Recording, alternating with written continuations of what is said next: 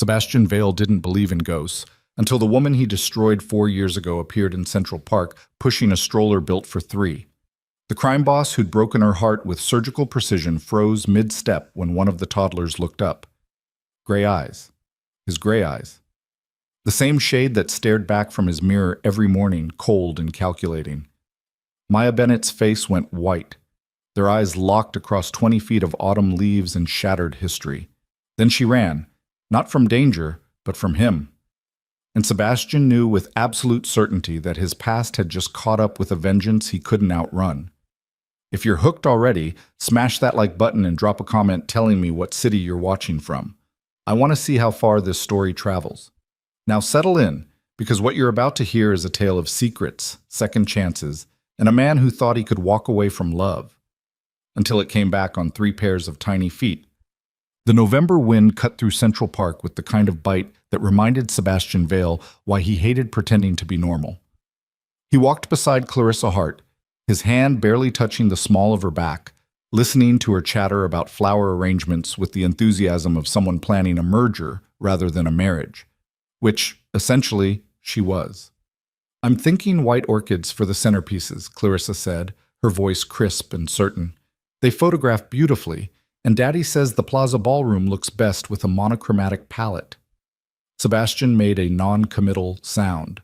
Clarissa Hart was exactly what his family wanted: old money, political connections, and the kind of ruthless ambition that made her fit seamlessly into the Vale empire. She was beautiful in a calculated way. Her blonde hair always perfectly styled, her wardrobe always impeccably coordinated. She was also completely and utterly wrong. "Are you even listening to me?" Clarissa stopped walking, one hand on her hip. "White orchids," Sebastian repeated dutifully. "Monochromatic, the plaza." "You're impossible." But she smiled, linking her arm through his. "At least try to look interested when we meet with the wedding planner next week. My mother is already convinced you're going to bolt." Smart woman, Sebastian thought, but he kept his expression neutral. He'd learned the art of the mask early. How to smile when you wanted to snarl, how to nod when you wanted to refuse, how to pretend you gave a damn about centerpieces when what you really wanted was to burn the entire charade to the ground. But men in Sebastian's position didn't get what they wanted. They got what was strategically necessary. The arranged engagement to Clarissa had been his grandfather's idea. Victor Vale didn't suggest, he commanded. And Sebastian had learned long ago that defying Victor was a losing game. So he'd slipped the ring on Clarissa's finger 6 months ago, smiled for the society pages, and started the slow countdown to a marriage that would seal alliances and strengthen the Vale family's grip on New York's underworld. He was 29 years old and his life was already over. They rounded a bend in the path, and that's when Sebastian saw her. For a moment, his brain refused to process what his eyes were telling him. Maya Bennett. Here. Real. Not a memory or a ghost or one of the 1,000 regrets that haunted his 3 a.m. thoughts. She was pushing a stroller. No, not a stroller. One of those massive contraptions built for triplets. And she looked exactly the same and completely different all at once. Her dark hair was pulled back in a messy ponytail instead of the careful curls she used to wear.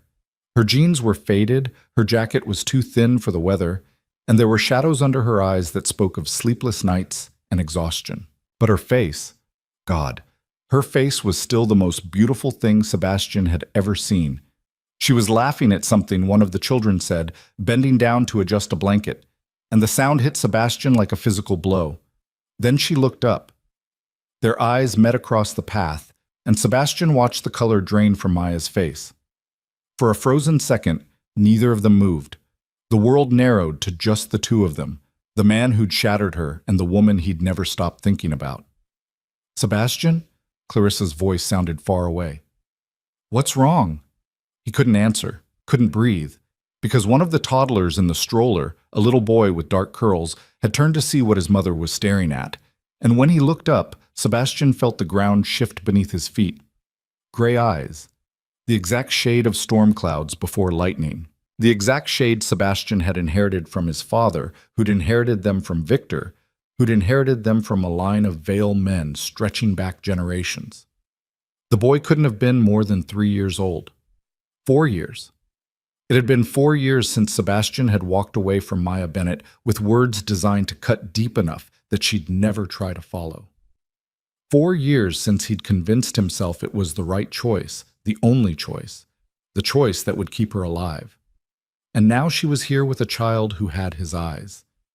Maya's hands tightened on the stroller handle. Sebastian saw the panic bloom across her face, the same look a deer gets right before it bolts. She took a step backward. Maya! The word came out strangled. She ran, not away from the park, but deeper into it, pushing the heavy stroller with desperate strength, the wheels bouncing over the uneven path.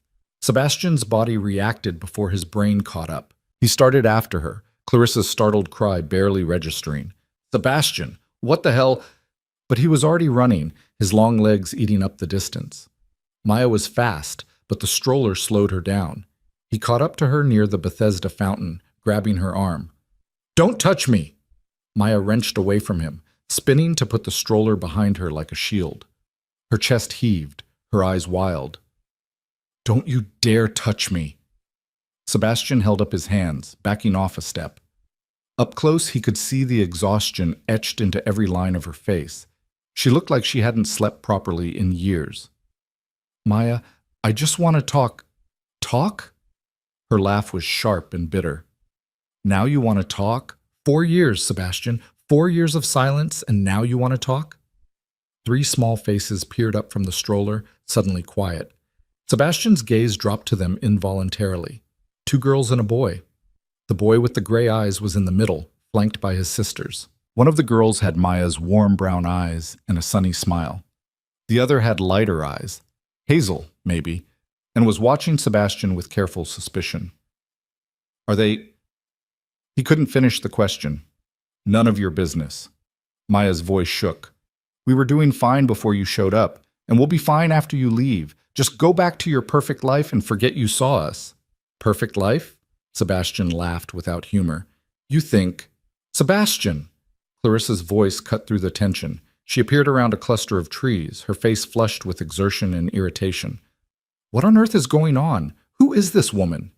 Maya's eyes went to Clarissa, taking in the designer coat, the diamond earrings, the engagement ring that probably cost more than Maya made in a year. Something in her expression shuddered completely. Nobody, Maya said quietly. I'm nobody. Congratulations on your engagement. She started to push the stroller away, but Sebastian moved to block her path. Maya, please. Let her go. Clarissa's voice was ice. Clearly she's some kind of quote. Watch it. Sebastian's tone made Clarissa's eyes widen. He'd never used that voice with her before. The voice that reminded people exactly who he was and what he was capable of. This is Maya Bennett, and these children are leaving. Maya's eyes flashed. Right now. Move, Sebastian. Not until you tell me. Tell you what? That your son is named Noah? That his sisters are Ivy and Owen? That they'll be 4 years old next month? Maya's voice rose, years of pain and anger spilling over. That I found out I was pregnant 1 week after you told me I was a mistake? That loving you was the biggest regret of your life? That I was nothing but a momentary lapse in judgment for the great Sebastian Vale? The words hit like bullets. Sebastian felt each one find its mark, remembering the script he'd used to push her away. Every cruel phrase had been carefully chosen to make her hate him, to make her leave, to save her life. Those weren't... He stopped. What could he say? That those words weren't true? They were. He'd meant them to be true, needed them to be true, even if they'd torn him apart to say them. Weren't what? Weren't meant to destroy me? Maya's laugh was broken. Congratulations, Sebastian. You succeeded. Now please, for the love of everything, let me take my children home. Our children, Sebastian said quietly. The silence that followed was deafening. Clarissa made a strangled sound. What did you just say? Sebastian ignored her, his eyes locked on Maya. That's what you're telling me, isn't it? These are my children. You gave up that right when you walked away. Maya's voice was steady now, cold. You're nothing to them, a stranger, and that's how it's going to stay. She pushed past him, and this time Sebastian let her go. He stood frozen, watching her disappear into the crowd of weekend park-goers, the massive stroller swallowing her small frame. Sebastian. Clarissa's voice was dangerously calm. Explain, now. He turned to look at her, seeing his future crumbling in real time. It's complicated. Complicated? Her voice rose. You have children, 3 children, with some random woman, and you think complicated covers it? She's not random, Sebastian said quietly. Oh, this keeps getting better. Clarissa's perfectly composed mask was cracking. How long? It ended 4 years ago. So right before you and I... She stopped, her eyes widening. You were with her when we started dating. No. Sebastian ran a hand through his hair. I ended it with Maya before anything happened between us. Clean break. Clean? Clarissa's laugh was harsh. There are 3 children, Sebastian. That's not clean, that's catastrophic. She wasn't wrong. Sebastian's mind was racing, trying to process what he'd just learned. Triplets. He had triplets. 3 children who were almost 4 years old, who'd been living their entire lives without him, who looked at him like a stranger because that's exactly what he was to them. Noah, Ivy, Owen. Their names played on repeat in his head. I need to go, Sebastian said abruptly. Go? Where? I need to find her. I need to... No! Clarissa grabbed his arm. No! You need to come with me right now and explain this to my father. If this gets out before we control the narrative, I don't care about the narrative. Sebastian pulled free. I have children, Clarissa. 3 children who've lived without you for 4 years. Clarissa's voice was sharp. If she wanted you in their lives, she would have told you. But she didn't, did she? She kept them secret. So maybe you should ask yourself why before you go barging into their lives and making everything worse. The words stung because they were logical. Maya had kept the pregnancy secret, had raised their children alone, had looked at him today with nothing but fury and pain. But that little boy had his eyes, and Sebastian knew, with the same certainty he knew his own name, that he couldn't walk away again. I'm sorry, he said to Clarissa, but I have to go. He left her standing by the fountain, her face a mask of rage and disbelief, and pulled out his phone as he walked. Eli Mercer answered on the first ring. Boss? I need you to find someone, Sebastian said. Maya Bennett. Last known address was Brooklyn, but that was 4 years ago.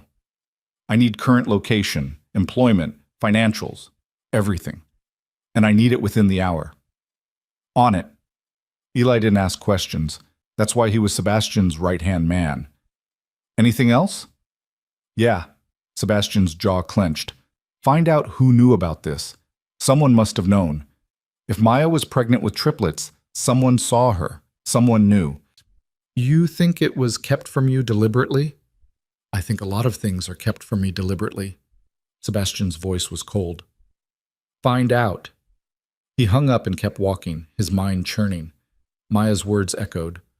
1 week after you told me I was a mistake.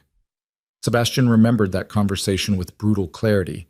He'd taken her to the small Italian restaurant she loved, let her order her favorite wine, and then systematically destroyed everything between them. Told her it had been fun, but it was over. That she'd been a distraction he couldn't afford anymore. That she needed to move on with her life and forget about him. The look on her face had nearly broken his resolve. She'd stared at him like he'd physically struck her, her eyes filling with tears she'd been too proud to let fall.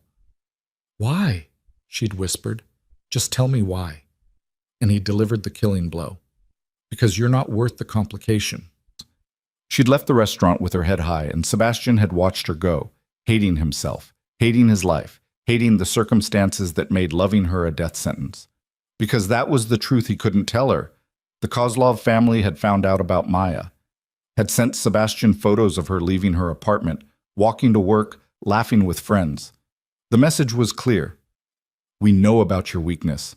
We can get to her anytime we want. So Sebastian had made her not a weakness anymore. Had made her hate him so thoroughly that even his enemies would know she meant nothing. Had sacrificed his own happiness to keep her breathing. And she'd been pregnant. Had found out 1 week later. Had carried that knowledge, that burden, that impossible situation all alone while growing 3 human beings inside her. Sebastian's phone buzzed. A text from Eli. Found her. Sending address now. The address appeared a moment later. Red Hook, Brooklyn. Not the trendy part. The part where rent was cheap because everything else was questionable. Sebastian changed direction, heading for where his driver waited. His mind was already running through scenarios, possibilities, plans. He needed information before he could act. Needed to understand what Maya's life had been like for the past 4 years, what she needed, what the children needed, what kind of man he'd have to become to earn a place in their lives. His phone rang. Clarissa. He silenced it. It rang again immediately. This time it was Victor Vale. Sebastian stared at his grandfather's name on the screen. Clarissa must have called him already. Victor would be furious, not about the children themselves, but about the lack of control, the scandal, the disruption to carefully laid plans. He answered, "Grandfather, my office. 1 hour." Victor's voice could have frozen nitrogen. "Do not make me wait." The line went dead. Sebastian pocketed his phone and kept walking. His grandfather could wait.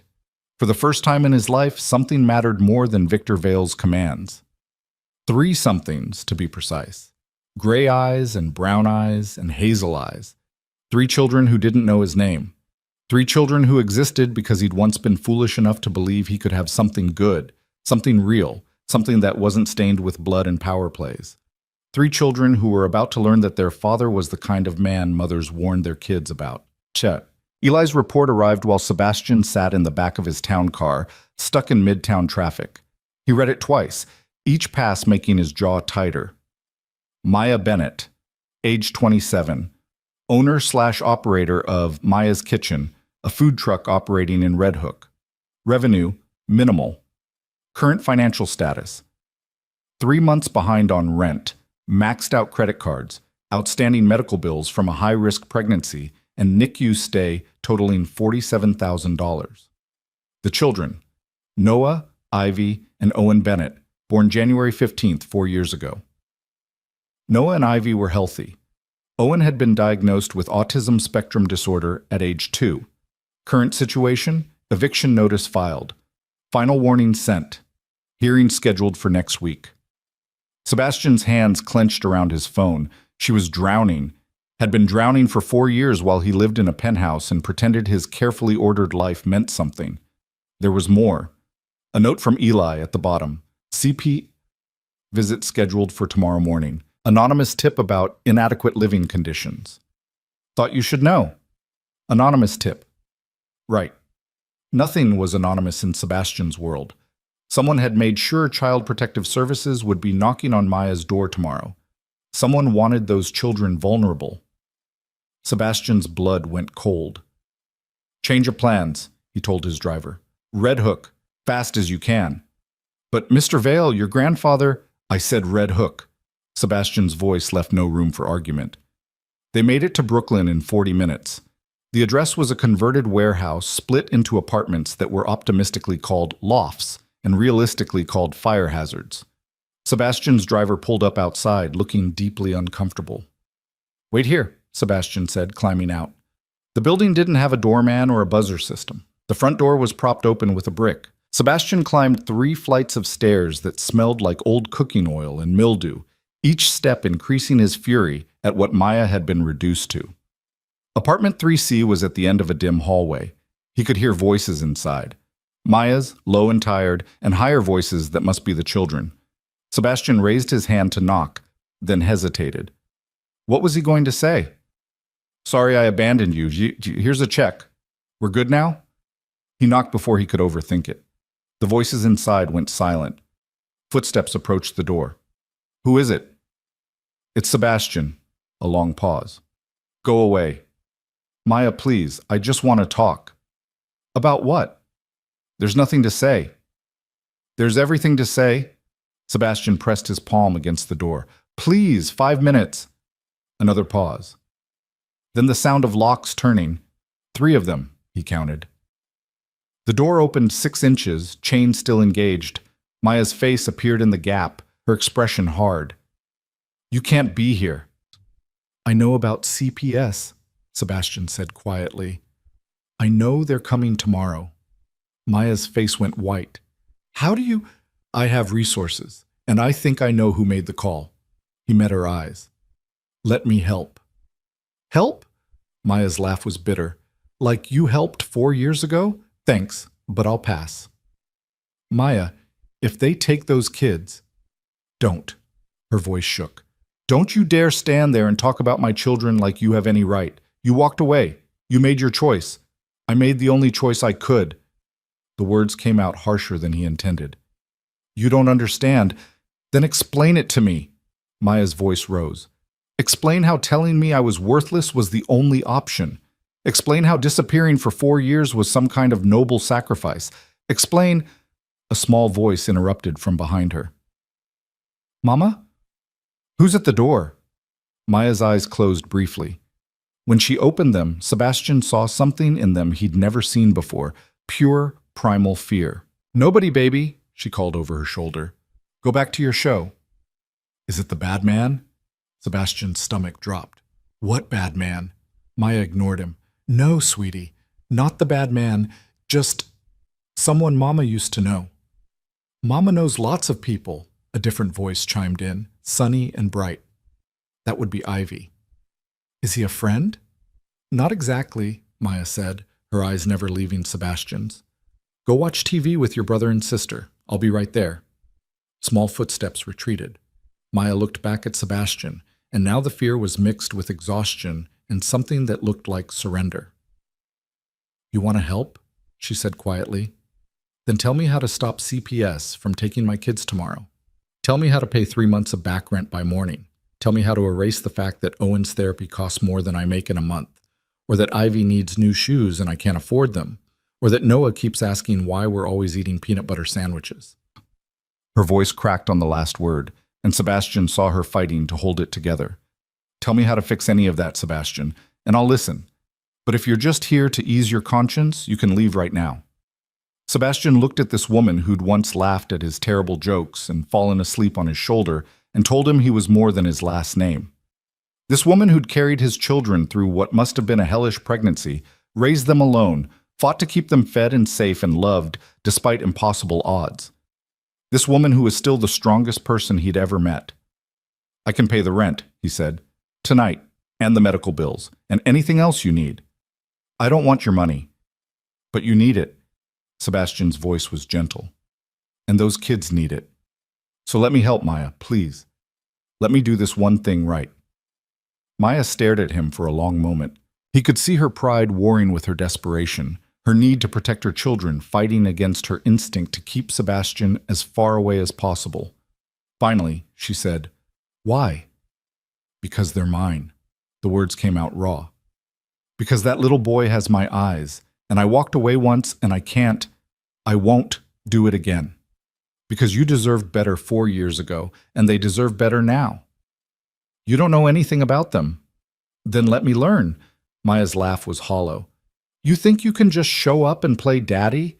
It doesn't work like that, Sebastian. They have a life, a routine. They don't need some stranger coming in and, I'm not a stranger. I'm their father. You're a DNA donor. Maya's voice was sharp. A father shows up. A father changes diapers at 3 a.m. and sits through doctor's appointments and learns what foods Owen won't eat because the texture is wrong. A father doesn't disappear for 4 years and then expect everything to be fine because he's suddenly interested. Every word was a knife, and Sebastian took each one because he deserved it. You're right, he said quietly. I don't deserve to be called their father, but I'm here now, and I'm not leaving. So you can either let me help or you can fight me. But Maya, he paused, making sure she heard every word. CPS is coming tomorrow, and if you lose those kids because you were too proud to accept help, you'll never forgive yourself. It was a low blow, using her children as leverage. Sebastian saw it land, saw Maya's expression crumble for just a second before she rebuilt her walls. Fine, she said. You can pay the rent, but that's it. You wire the money, you leave, and we never see you again. Deal? No deal. Sebastian's voice was firm. I pay the rent, I meet my children, and we figure out what happens next, together. There is no together. Maya's hand tightened on the door. There's me, trying to survive. And there's you trying to ease your guilt. Those are two separate things. Mama?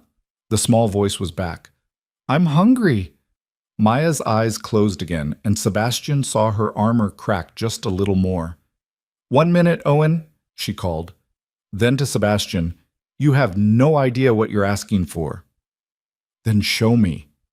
They stared at each other through the 6-inch gap, years of history and hurt and what-ifs hanging between them like smoke. Finally, Maya closed the door. For a second, Sebastian thought she was shutting him out completely. Then he heard the chain slide back, and the door opened fully. Maya stood in the doorway, looking small and tired and impossibly brave. 1 hour, she said. You can come in for 1 hour. You don't make promises you can't keep. You don't confuse them. You don't tell them who you are. And when the hour is up, you leave. Understood? Understood. She stepped back, letting him into the tiny apartment. It was clean but sparse, a couch that had seen better days, a small TV on a cardboard box, a kitchenette barely big enough for one person. Toys were scattered across the floor, neatly organized into bins. Children's artwork covered one wall, crayon drawings and finger paintings and crooked hearts. 3 small faces looked up from where they sat on the floor in front of the TV. Sebastian's breath caught. In the park, he'd only gotten glimpses. Now, here, he could really see them. Noah sat in the middle, his gray eyes solemn and watchful. He had Sebastian's coloring, dark hair, pale skin, but Maya's delicate features. He clutched a worn stuffed dog and studied Sebastian with the intensity of someone much older. Ivy was on Noah's left, her warm brown eyes curious and bright.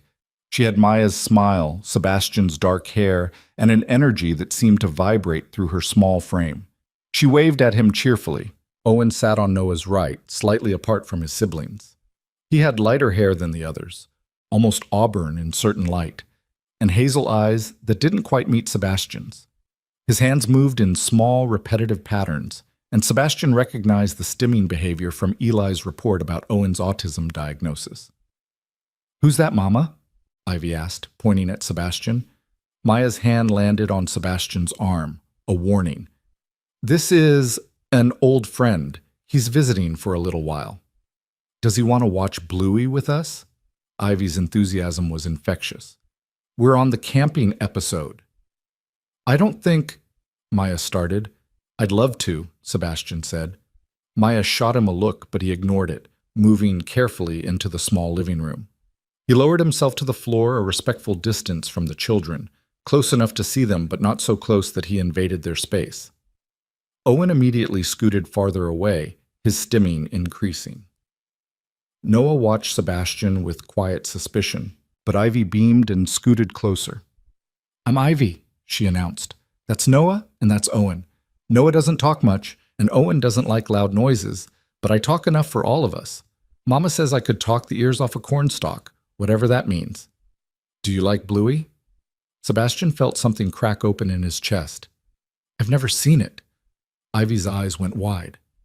Never, but it's the best show ever. It's about a dog family and they play games and Bluey has a little sister named Bingo and… Ivy, Maya's voice was gentle but firm. Let our guest catch his breath. Sorry, Mama. Ivy turned back to the TV, but she kept sneaking glances at Sebastian. Noah hadn't moved, his gray eyes locked on Sebastian's face. Finally, he spoke, his voice quiet and serious. You made Mama cry. The room went silent. Maya's face flushed. Noah, that's not… In the park, Noah continued, ignoring his mother. When we saw you, Mama cried after. She said her eyes were just cold, but I know what crying looks like. Sebastian felt like he'd been punched. He looked at Maya, saw the confirmation in her eyes, and something inside him shattered a little more. You're right, he said to Noah. I did make your mama cry, and I'm sorry for that. Noah considered this. Are you going to make her cry again? I hope not. That's not a promise. Smart kid, too smart. Sebastian met those gray eyes, his eyes, and made a decision. You're right, he said. I promise I will try very hard not to make your mama cry again. Noah stared at him for a long moment, then nodded slowly. Okay. It wasn't forgiveness, it wasn't even acceptance, but it was something, and Sebastian would take it. They watched Bluey in silence for a while. Ivy provided running commentary. Owen gradually stopped stimming quite so intensely, though he never relaxed completely.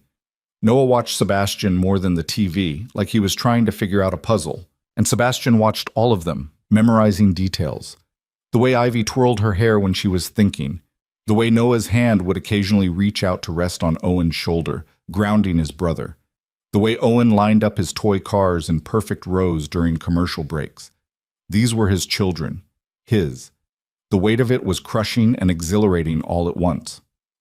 When the episode ended, Ivy turned to him. "Do you have kids?" Sebastian's eyes met Maya's across the room. "It's complicated." "That's what Mama says when she means yes, but doesn't want to explain." Ivy grinned. "Are they nice? Your kids?" "I think they might be the nicest kids in the world," Sebastian said honestly. Ivy beamed. Owen carefully lined up another car. Noah continued to watch Sebastian with those two old eyes. The hour passed faster than Sebastian thought possible. When Maya finally said, "Okay guys, time for dinner," he felt the loss like a physical thing. He stood, brushing off his expensive pants that were now covered in carpet fuzz and cracker crumbs. The children called out casual goodbyes, Ivy enthusiastically, Noah with reserve, Owen with a small hand wave that didn't include eye contact. Maya walked him to the door. In the hallway, away from little ears, she crossed her arms. "The rent," she said quietly. "How?" Sebastian pulled out his phone, opened his banking app, and showed her the screen. "Give me your landlord's information. I'll wire it tonight." "That's—" Maya looked at the numbers and went pale. "Sebastian, that's too much. It's 3 months back rent plus 6 months forward, and it's not too much. It's not even close to enough." She looked up at him, and for the first time since the park, her expression softened slightly. "Why are you doing this?" "Because they're mine," Sebastian said simply. "And because you needed me 4 years ago, and I wasn't there. So I'm here now." "For how long?" Maya's voice was barely a whisper. "How long before your real life calls you back and we're alone again?" Sebastian thought about Clarissa, about his grandfather, about the empire waiting for him to fall in line. Then he thought about 3 pairs of eyes watching Bluey, about a little boy who'd called him out for making his mother cry, about a sunny girl who talked too much, and a quiet boy who lined up cars with mathematical precision. "I'm not leaving," he said. "Not this time." Maya searched his face, looking for the lie. Sebastian let her look, knowing she'd find only truth. Finally, she nodded. "We'll see." It wasn't trust, but it was possibility, and for now that was enough. Sebastian texted her landlord's information to Eli with instructions to wire the money immediately. Then he looked back at Maya, standing in her doorway with walls crumbling and hope she was too afraid to acknowledge. "CPS tomorrow," he said. "What time?" 9 a.m. "I'll be here at 8:30. "Sebastian." "I'll be here," he repeated. "And Maya? Those kids are amazing. You did that. All alone. So whatever happens next, know that you're the strongest person I've ever met." He left before she could respond, walking down 3 flights of stairs that felt different than they had on the way up. His phone buzzed constantly. Clarissa, Victor, various members of his organization, but Sebastian ignored all of it. For the first time in 4 years, he had something more important than duty. He had a reason to become the kind of man his children deserved. Sebastian spent the night in his penthouse, but he didn't sleep. Instead, he sat in his study with Eli, going over every detail of Maya's situation with the precision of a military operation. "The CPS caseworker is named Patricia Reeves," Eli said, sliding a file across the desk. 15 years with the department. Good reputation, but she goes by the book. If there's any legitimate concern about the living conditions or Maya's ability to provide for 3 kids, she'll open a case. Then we make sure there's no concern." Sebastian studied the file. "What else?" The anonymous tip came from a burner phone. Untraceable, but the call was made from Midtown Manhattan, wealthy area, not Red Hook. So someone with resources. Sebastian's jaw tightened. Someone who knew exactly what they were doing. "You think it was Clarissa? Or someone she told?" Sebastian had ignored 17 calls from his fiancée and 5 from his grandfather. By now, the entire Vale family probably knew about the children. It doesn't matter who made the call. What matters is making sure CPS leaves with nothing to report. Eli nodded. I've arranged for a cleaner to go to the apartment first thing. New furniture delivery at 7 a.m. Nothing ostentatious, just decent stuff that doesn't look like it came from a curb. The refrigerator will be fully stocked by 8. What about the medical bills? Paid. All of them. And I've set up a trust fund for each kid. Educational expenses, medical needs, whatever they require. Sebastian looked up. I didn't ask you to do that. I know. Eli met his gaze steadily. But I've worked for you for 8 years, boss. I know when something matters. Something in Sebastian's chest tightened. Thank you. There's one more thing. Eli's expression turned serious. Your grandfather wants to see you. He's not pleased. Victor is never pleased. This is different. He's threatening to cut you off completely if you don't end this embarrassment immediately. Eli paused. His words, not mine. Sebastian stood, walking to the window. Below, the city glittered with a million lights, each one representing someone going about their life, unaware that his entire world had shifted on its axis in the span of a single afternoon. Let him cut me off, Sebastian said quietly. I don't care anymore. Boss, I mean it, Eli. For 4 years, I've done everything Victor wanted. I walked away from the woman I loved because he said she was a liability. I got engaged to Clarissa because he said it was strategically necessary. I've played the dutiful grandson, the perfect heir, the emotionless enforcer. He turned to face his friend. And what do I have to show for it? A fake engagement, a family that sees me as a chess piece, and 3 children who don't know my name. Eli was quiet for a moment. What are you going to do? I'm going to be there tomorrow morning. I'm going to make sure those kids stay with their mother, and then I'm going to figure out how to be the father they deserve. Sebastian's voice was steel. Everything else can burn. Even the Empire? Especially the Empire. Eli studied him, then nodded slowly. Then I guess we'd better make sure tomorrow goes perfectly. They worked through the night, planning for every contingency. By the time the sun started to rise over Manhattan, Sebastian had showered, changed into jeans and a sweater that wouldn't scream crime boss, and was on his way to Brooklyn. He arrived at Maya's building at 8:15 to find it transformed. The delivery truck was just pulling away, and through the 3rd-floor window he could see new furniture being arranged. Eli had outdone himself, nothing too fancy, just solid, comfortable pieces that looked like Maya might have saved up for them. Sebastian climbed the stairs and knocked. Maya opened the door and her eyes widened. Behind her, he could see the new couch, the actual dining table, the chairs that matched. What did you do? Her voice was caught between gratitude and anger. I kept my promise. Sebastian met her gaze steadily. I said I'd help. This is me helping. Sebastian, this is... She gestured helplessly at the apartment. This is too much. It's a couch and some chairs. That's not too much. That's basic furniture. For you, maybe. Maya's voice dropped. But for me, this is... She stopped, blinking rapidly. Don't cry, Sebastian said softly. Please. Noah was very clear that I'm not supposed to make you cry anymore. That startled a laugh out of her, watery but genuine. He did say that, didn't he? He did, and I take my promises to 4-year-olds very seriously. Maya shook her head, but she was smiling slightly. Come in, the kids are eating breakfast. Sebastian stepped into the apartment, and this time it felt different. The new furniture made the space seem less desperate, more like an actual home. The refrigerator was indeed stocked. He could see milk and eggs and fresh fruit through the open door. The children sat at the new table, eating what looked like actual pancakes instead of peanut butter sandwiches. You came back! Ivy's face lit up. Mama said you might not, but I knew you would. Did you? Sebastian found himself smiling. Yep, you have nice eyes. People with nice eyes keep promises. Ivy took a huge bite of pancake. That's what Mama says. Maya's cheeks flushed. I say a lot of things. Noah looked up from his breakfast, studied Sebastian for a moment, then returned to carefully cutting his pancakes into perfect squares. Owen didn't look up at all, but his stimming had decreased from yesterday. His hands were still focused on eating. "Can I help with anything?" Sebastian asked Maya. She looked at him like he'd grown a second head. "You want to help?" "I'm here, aren't I?" "You're here for the CPS visit." "I'm here because I want to be here." Sebastian held her gaze. "Tell me what to do." Maya studied him for a long moment, clearly trying to figure out if this was real or some elaborate game. Finally, she said, "Owen needs his therapy session at 10.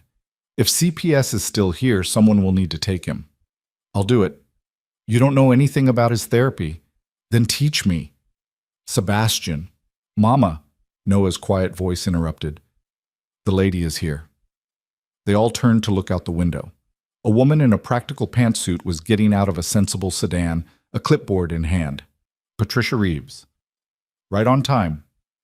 Maya's hand went to her throat, a nervous gesture that made Sebastian want to punch whoever had made that anonymous call. "It's going to be fine," he said quietly. "I promise." "You can't promise that. Watch me." The knock came 30 seconds later. Maya took a deep breath, squared her shoulders, and opened the door. "Ms. Bennett?" Patricia Reeves had a kind face but sharp eyes that missed nothing. "I'm Patricia Reeves from Child Protective Services. We spoke on the phone." "Yes, come in?" Maya stepped back and Patricia entered, her gaze sweeping the apartment in one efficient assessment. Sebastian saw her take in the clean space, the new furniture, the 3 children eating breakfast at a proper table. Her expression didn't change, but something in her posture relaxed slightly. "And you are?" She turned to Sebastian. "Sebastian Vale." He offered his hand. "A friend of the family." Patricia's handshake was firm. "I see. Ms. Bennett, I'm here to follow up on a report we received about potential inadequate living conditions for your children. Do you mind if I look around?" "Of course not." Maya's voice was steady, but Sebastian could see her hands trembling slightly. "Whatever you need." Patricia spent the next 20 minutes conducting a thorough inspection. She checked the bedrooms, 3 small mattresses on the floor in one room, neatly made with clean sheets.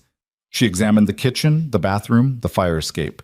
She asked about school enrollment, medical care, daily routines. Maya answered every question with quiet competence, and Sebastian watched her transform. This wasn't the exhausted woman he'd seen yesterday. This was a mother fighting for her children, and she was magnificent. "And what about employment?" Patricia asked, making notes on her clipboard. "I own a food truck, Maya's Kitchen. It's parked in Red Hook, near the waterfront." "Income?" Maya's jaw tightened. "It varies. Some weeks are better than others." "But you're current on rent?" "Yes." Maya didn't look at Sebastian. "I am now." Patricia made another note. "I'd like to speak with the children, if that's all right." "Of course." Patricia approached the table where the 3 kids had finished breakfast and were now playing quietly. Ivy looked up with her sunny smile. Noah watched carefully. Owen continued lining up his toy cars, ignoring the newcomer. "Hi there," Patricia said gently, crouching down to their level. "My name is Patricia. What are your names?" "I'm Ivy," Ivy announced happily. "That's Noah, and that's Owen. Do you want to see my drawing? I made a picture of our family." She held up a crayon drawing. Sebastian's breath caught. There were 4 stick figures, a tall one labeled Mama, and 3 small ones labeled with the kids' names. No father figure in sight. Patricia studied the drawing. "That's very nice. Do you like living here, Ivy?" "It's okay. The stairs are fun to run on, but Mama says we can't do that because of the neighbors." Ivy's expression turned serious. "We got new furniture today. It's really comfy. Want to feel?" "Maybe later," Patricia smiled. "What about you, Noah? Do you like it here?" Noah considered the question with his usual gravity. "It's home. Mama takes care of us. We're fine." "Do you have enough food to eat?" "We have pancakes today." Noah's eyes flickered to Sebastian briefly. "Sometimes we have other things." Patricia made more notes. She tried to engage Owen, but he was deep in his car lining routine and didn't respond. After a moment, Maya quietly explained about Owen's autism, about his therapy schedule, about the strategies they use to help him feel safe. "He has a therapist?" Patricia asked. "Yes, twice a week. He has a session this morning, actually." And you're able to afford that? Maya hesitated just long enough for Sebastian to step in. I'm helping with medical expenses, he said. All 3 children have full coverage now. Patricia's sharp gaze swung to him. You're helping? As a friend? Yes. I see. More notes. Ms. Bennett, may I speak with you privately for a moment? Sebastian saw Maya's face go pale, but she nodded. Of course. Sebastian, can you watch the kids? Absolutely. The 2 women stepped into the small bedroom, closing the door behind them. Sebastian looked at the 3 children, who were all watching him with varying degrees of interest. So, he said, feeling completely out of his depth, what do we do now? We could play a game, Ivy suggested. Do you know how to play hide and seek? In a 1-bedroom apartment? We're very good at hiding, Ivy grinned. Mama says we could hide in a shoebox if we needed to. I don't think now is the best time for games, Noah said quietly. Mama is worried. The kid was too perceptive. Sebastian crouched down to Noah's level.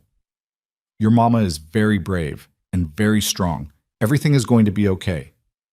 You said you wouldn't make promises you couldn't keep. This is one I can keep. Noah studied him with those unsettling gray eyes.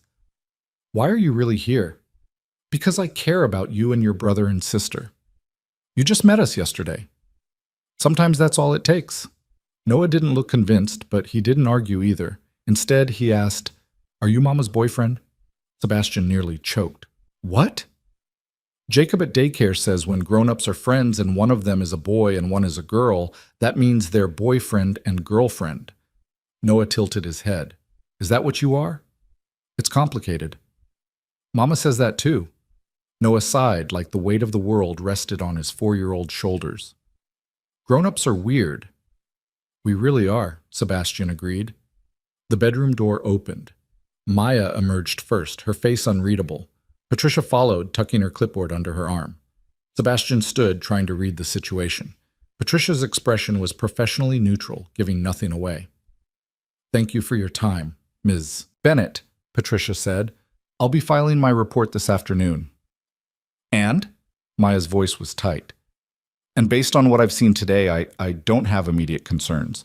The children appear healthy, well cared for, and the living situation is adequate. Patricia paused. However, I will note that the financial situation remains precarious. I'll be recommending a follow-up visit in 3 months to ensure stability continues. Maya's shoulders sagged with relief. Thank you. Take care of those beautiful children. Patricia smiled at the kids. It was nice to meet you all. Ivy waved enthusiastically. Noah nodded solemnly. Owen continued playing with his cars. Sebastian walked Patricia to the door. In the hallway, she turned to him. Mr. Vale, she said quietly, I don't know what your relationship is with this family, and frankly, it's not my business. But those children are lucky to have people who care about them. Make sure that caring doesn't stop when things get complicated. It won't, Sebastian said firmly. Patricia studied him one more time, then nodded and left. Sebastian closed the door and turned to find Maya staring at him, tears streaming down her face.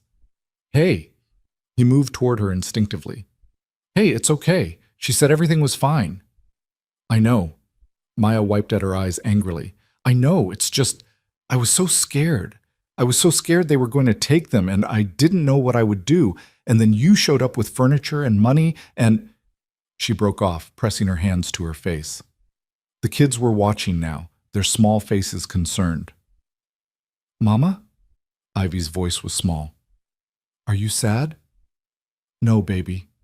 Maya lowered her hands, forcing a smile. Mama's happy. Sometimes people cry when they're happy. That's confusing, Ivy said. Being a grown-up is confusing, Noah added sagely.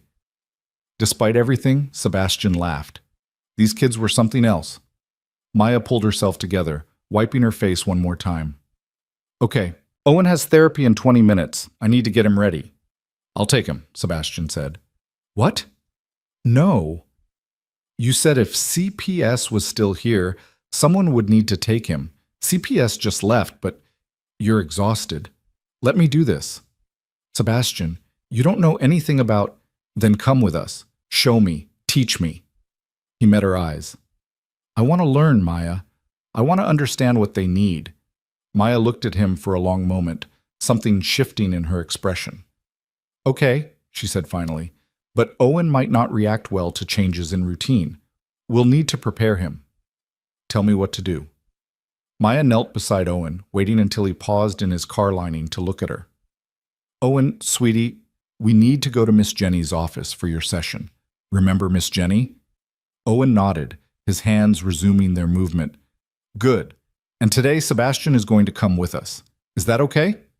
Owen's hand stilled. He looked at Sebastian, then back at his mother, then at Sebastian again. Finally, he gave a small nod. Thank you, baby. Maya kissed his forehead. Let's get your jacket. The therapy center was a 20-minute subway ride away. Sebastian insisted on taking a car service instead, and Maya didn't argue. Owen sat between them, his hands moving in constant, soothing patterns.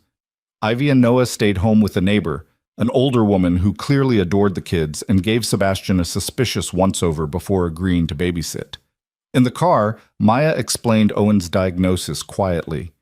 He was diagnosed at 2, high-functioning autism, which is an outdated term, but that's what they called it. He's mostly nonverbal in stressful situations, very routine-oriented, sensory-sensitive. Loud noises, unexpected touches, sudden changes. They can all trigger meltdowns. How do you handle meltdowns? Patience, space. Sometimes pressure helps, weighted blankets, tight hugs if he initiates them, but mostly just being there, being calm, not taking it personally. Sebastian watched Owen's small hands moving, creating patterns only he could see. He's beautiful, he said quietly. Maya's eyes filled again. He is. They all are. But Owen is so smart, Sebastian. He sees patterns in everything. He can tell you what day of the week any date falls on. He remembers every single thing anyone has ever told him. But the world is so loud and bright and overwhelming for him, and I just want him to be okay. He will be, Sebastian said. He has you. I don't know if I'm enough. You are. Sebastian reached over Owen's head and squeezed Maya's hand briefly. You're more than enough. The therapy center was bright and welcoming, with soft lighting and calm colors. A woman in her 30s greeted them at the door. Maya and Owen, my favorite guy. She had the kind of warm energy that somehow managed to be soothing rather than overwhelming. And this must be Sebastian, Maya said. Friend. He wanted to observe today's session, if that's okay. Of course, Jenny smiled at Sebastian. Fair warning, though, I might put you to work. We're doing a lot of social interaction exercises today. I'm all yours, Sebastian said. The session was revelatory. Sebastian watched Jenny work with Owen, using special toys and activities designed to help him practice skills that came naturally to most kids but required conscious effort for him. Eye contact, taking turns, communicating needs. And Owen was brilliant. When he was comfortable, when he trusted the person he was working with, his whole face lit up. He made jokes in his own quiet way. He showed off his pattern recognition skills with pride. He even made eye contact with Jenny for brief, shining moments. "Want to try?" Jenny asked Sebastian during a break. "We're working on greeting new people. It's hard for Owen because it requires breaking his routine and engaging with someone unexpected. I don't want to make him uncomfortable." "You won't. We practice with safe people first, people he's met before and knows won't hurt him." Jenny smiled. "That's you now." She coached Sebastian through it. How to approach slowly, how to get down on Owen's level, how to let Owen initiate contact rather than forcing it, how to recognize the signs that Owen needed space. "Hi, Owen," Sebastian said softly, kneeling a few feet away. "Can I play with you?" Owen didn't look up, but his hands stilled. "A good sign," Jenny mouthed. "I see you're building something," Sebastian continued. "Can you show me?" Slowly, carefully, Owen picked up one of his blocks. He held it out toward Sebastian, not quite handing it over, but offering it to the space between them. Sebastian's throat tightened. He took the block gently. "Thank you. This is a good block. What should I do with it?" Owen considered this. Then, in a voice so quiet Sebastian had to strain to hear it, he said, Build. It was the first word Owen had spoken directly to him. Sebastian looked at Maya, who had tears streaming down her face again. She nodded encouragingly. For the next 10 minutes, Sebastian and Owen built a tower together. Owen directed, Sebastian followed, and something fragile and precious took root between them. When the session ended, Jenny pulled Sebastian aside. That was really good. Owen doesn't usually warm up to new people that quickly. You must be someone special. I'm his father, Sebastian said quietly. It was the first time he'd said it out loud to someone outside Maya's apartment. Jenny's eyes widened. Oh, Maya didn't mention. She didn't know I would be in the picture until yesterday. Sebastian watched Owen carefully pack away his toys, following the routine Jenny had taught him. I'm learning. I want to do this right. Then my advice? Be consistent. Show up. Keep your promises. Kids like Owen need to know they can trust you absolutely. Jenny's expression turned serious. And be patient. Trust takes time. I have time, Sebastian said. They took the car service back to the apartment. Owen fell asleep in the car, exhausted from the mental effort of the session. Sebastian carried him up the 3 flights of stairs, and Maya unlocked the door to chaos. Ivy and Noah were in the middle of an elaborate game involving every pillow in the apartment. The neighbor, Mrs. Chen, looked frazzled but amused. They have energy, these two, she said in accented English. The quiet one is a thinker. The girl could power a city. That sounds about right, Maya said, laughing. Thank you, Mrs. Chen. Sebastian laid Owen on the new couch, covering him with a blanket. The little boy didn't even stir. How was therapy? Noah appeared at Sebastian's elbow. Good. Your brother did great. He always does good with Miss Jenny. She's patient. Noah looked up at Sebastian. Were you patient too? I tried to be. Good. Noah nodded approvingly. Owen needs patient people. Ivy bounced over. Can you stay for lunch? Mama makes really good sandwiches, not just peanut butter anymore. We have turkey now. Sebastian looked at Maya, who shrugged. You've made it this far. Might as well stay for lunch. So he did. He sat at the new table with Maya and the kids. Owen woke up halfway through and joined them quietly and ate turkey sandwiches that were probably the best meal Sebastian had tasted in years. Not because of the food itself, but because of the company. Ivy chattered about everything and nothing. Noah asked thoughtful questions about Sebastian's life, carefully extracting information without being obvious about it. Owen ate his sandwich cut into precise squares and hummed softly to himself. And Maya watched it all with an expression Sebastian couldn't quite read. Part wonder, part fear, part something that might have been hope. After lunch, Sebastian's phone buzzed for the 100th time. He'd been ignoring it all day, but finally he glanced at the screen. 23 missed calls from Clarissa, 14 from Victor, and 1 text from Eli that made his blood run cold. Clarissa showed up at your penthouse with her father. They're waiting. This is bad, boss. Sebastian stood abruptly. I need to go. Maya looked up, startled by his tone. What's wrong? Nothing, just something I need to handle. He looked at the 3 children, who were watching him with varying degrees of concern. Can I come back tomorrow? Sebastian, please. He met Maya's eyes. I know I don't have the right to ask, but please.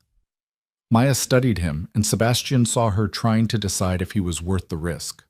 Finally, she nodded. Tomorrow. But Sebastian, don't make promises you can't keep. I never do, he said quietly. He left the apartment and climbed into the waiting car, his mind already shifting gears. The brief peace of the afternoon evaporated, replaced by the cold calculation he'd learned from Victor. Clarissa and her father waiting at his penthouse. CPS miraculously getting an anonymous tip. The timing was too perfect to be coincidence. Someone was making moves, and Sebastian needed to figure out who before those moves destroyed the fragile new world he was trying to build. The drive back to Manhattan felt like crossing into enemy territory. His phone buzzed again. Eli. They're getting impatient. Clarissa's father is threatening to call off the merger with the Hart family businesses. Victor is on his way over. This is about to get very messy. Sebastian typed back, Let it get messy. I'm done playing their games. Boss, think about what you're saying. I have thought about it. For 4 years, I've thought about nothing else. I'm done, Eli.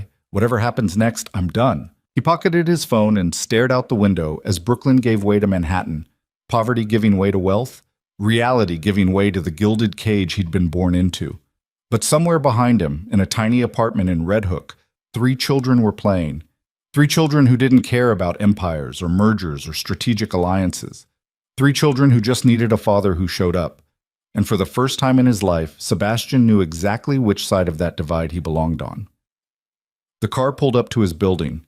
Sebastian took a deep breath, straightened his shoulders, and prepared for war. The elevator ride to Sebastian's penthouse felt like ascending to a guillotine. Through the polished brass doors, he could see his reflection, rumpled sweater, jeans with carpet fuzz still clinging to them, hair disheveled from carrying Owen up 3 flights of stairs. He looked nothing like the Sebastian Vale who usually inhabited this building. He looked like a man who'd spent the morning playing with blocks on a therapy room floor. The doors opened directly into his apartment, and Sebastian stepped into a tableau of barely contained fury. Clarissa stood by the floor-to-ceiling windows, her arms crossed, her expression glacial. Beside her, Richard Hart, her father, and one of New York's most powerful attorneys, looked like he was mentally drafting a lawsuit. And in Sebastian's favorite chair, looking perfectly at ease despite the tension crackling through the room, sat Victor Vale. Eli stood off to the side, his face carefully neutral, but Sebastian caught the warning in his eyes. "Well," Victor said, his voice deceptively mild, "the prodigal grandson returns. We were beginning to think you'd forgotten where you lived." Sebastian closed the elevator doors behind him. "I've been busy." "Busy?" Clarissa's voice could have cut glass.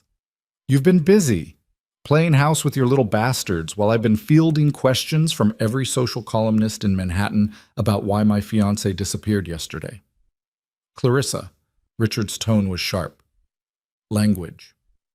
Don't tell me to watch my language, Daddy. Tell him to explain why he has 3 illegitimate children he never bothered to mention." Sebastian moved to the bar, pouring himself 2 fingers of scotch. He needed something to do with his hands before they formed fists. "They're not illegitimate. They're my children." "Same thing," Clarissa snapped. "No," Sebastian said quietly, turning to face her. "It's not. Illegitimate implies they're somehow less than. They're not. They're Noah, Ivy, and Owen. They're 4 years old, and they're the best thing that's ever happened to me." Clarissa stared at him like he'd grown a second head. "Are you actually serious right now? You met them yesterday." "And in one day, they've shown me more genuine humanity than I've experienced in my entire life in this world." Sebastian gestured at the opulent apartment around them. "So yes, I'm serious." "Sebastian," Victor's voice cut through the argument like a blade. "Sit down. We need to discuss this rationally." "There's nothing to discuss. I have children. I'm going to be part of their lives. That's not up for debate." "Everything is up for debate," Victor said. "Sit down." The command in his grandfather's voice was absolute. Sebastian had been conditioned since childhood to obey that tone, but something had shifted in the past 24 hours. Something fundamental had cracked in the foundation of his obedience. He remained standing. Victor's eyes narrowed. "I see. So that's how this is going to be." "How what is going to be?" "Your little rebellion."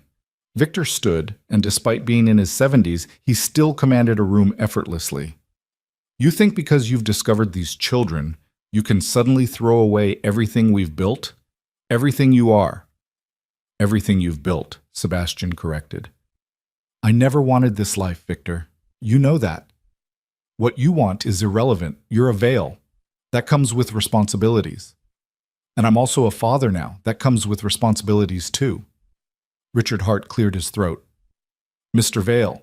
"Sebastian, let's approach this practically. You have children. That's unfortunate timing given your engagement, but it's not insurmountable. We can arrange for financial support, establish trusts, ensure they're taken care of. Discreetly." "I don't want to take care of them discreetly," Sebastian said. "I want to be their father, publicly, actually." "That's not possible," Clarissa said flatly. "I'm not going to be humiliated by playing stepmother to some nobody's children. Maya is not a nobody." "She's a food truck operator, Sebastian. She's nothing," Clarissa's careful composure was cracking. And those children, they're accidents, mistakes. You can't seriously expect me to welcome them into our lives like some ready-made family. Sebastian set down his Scotch glass with deliberate care.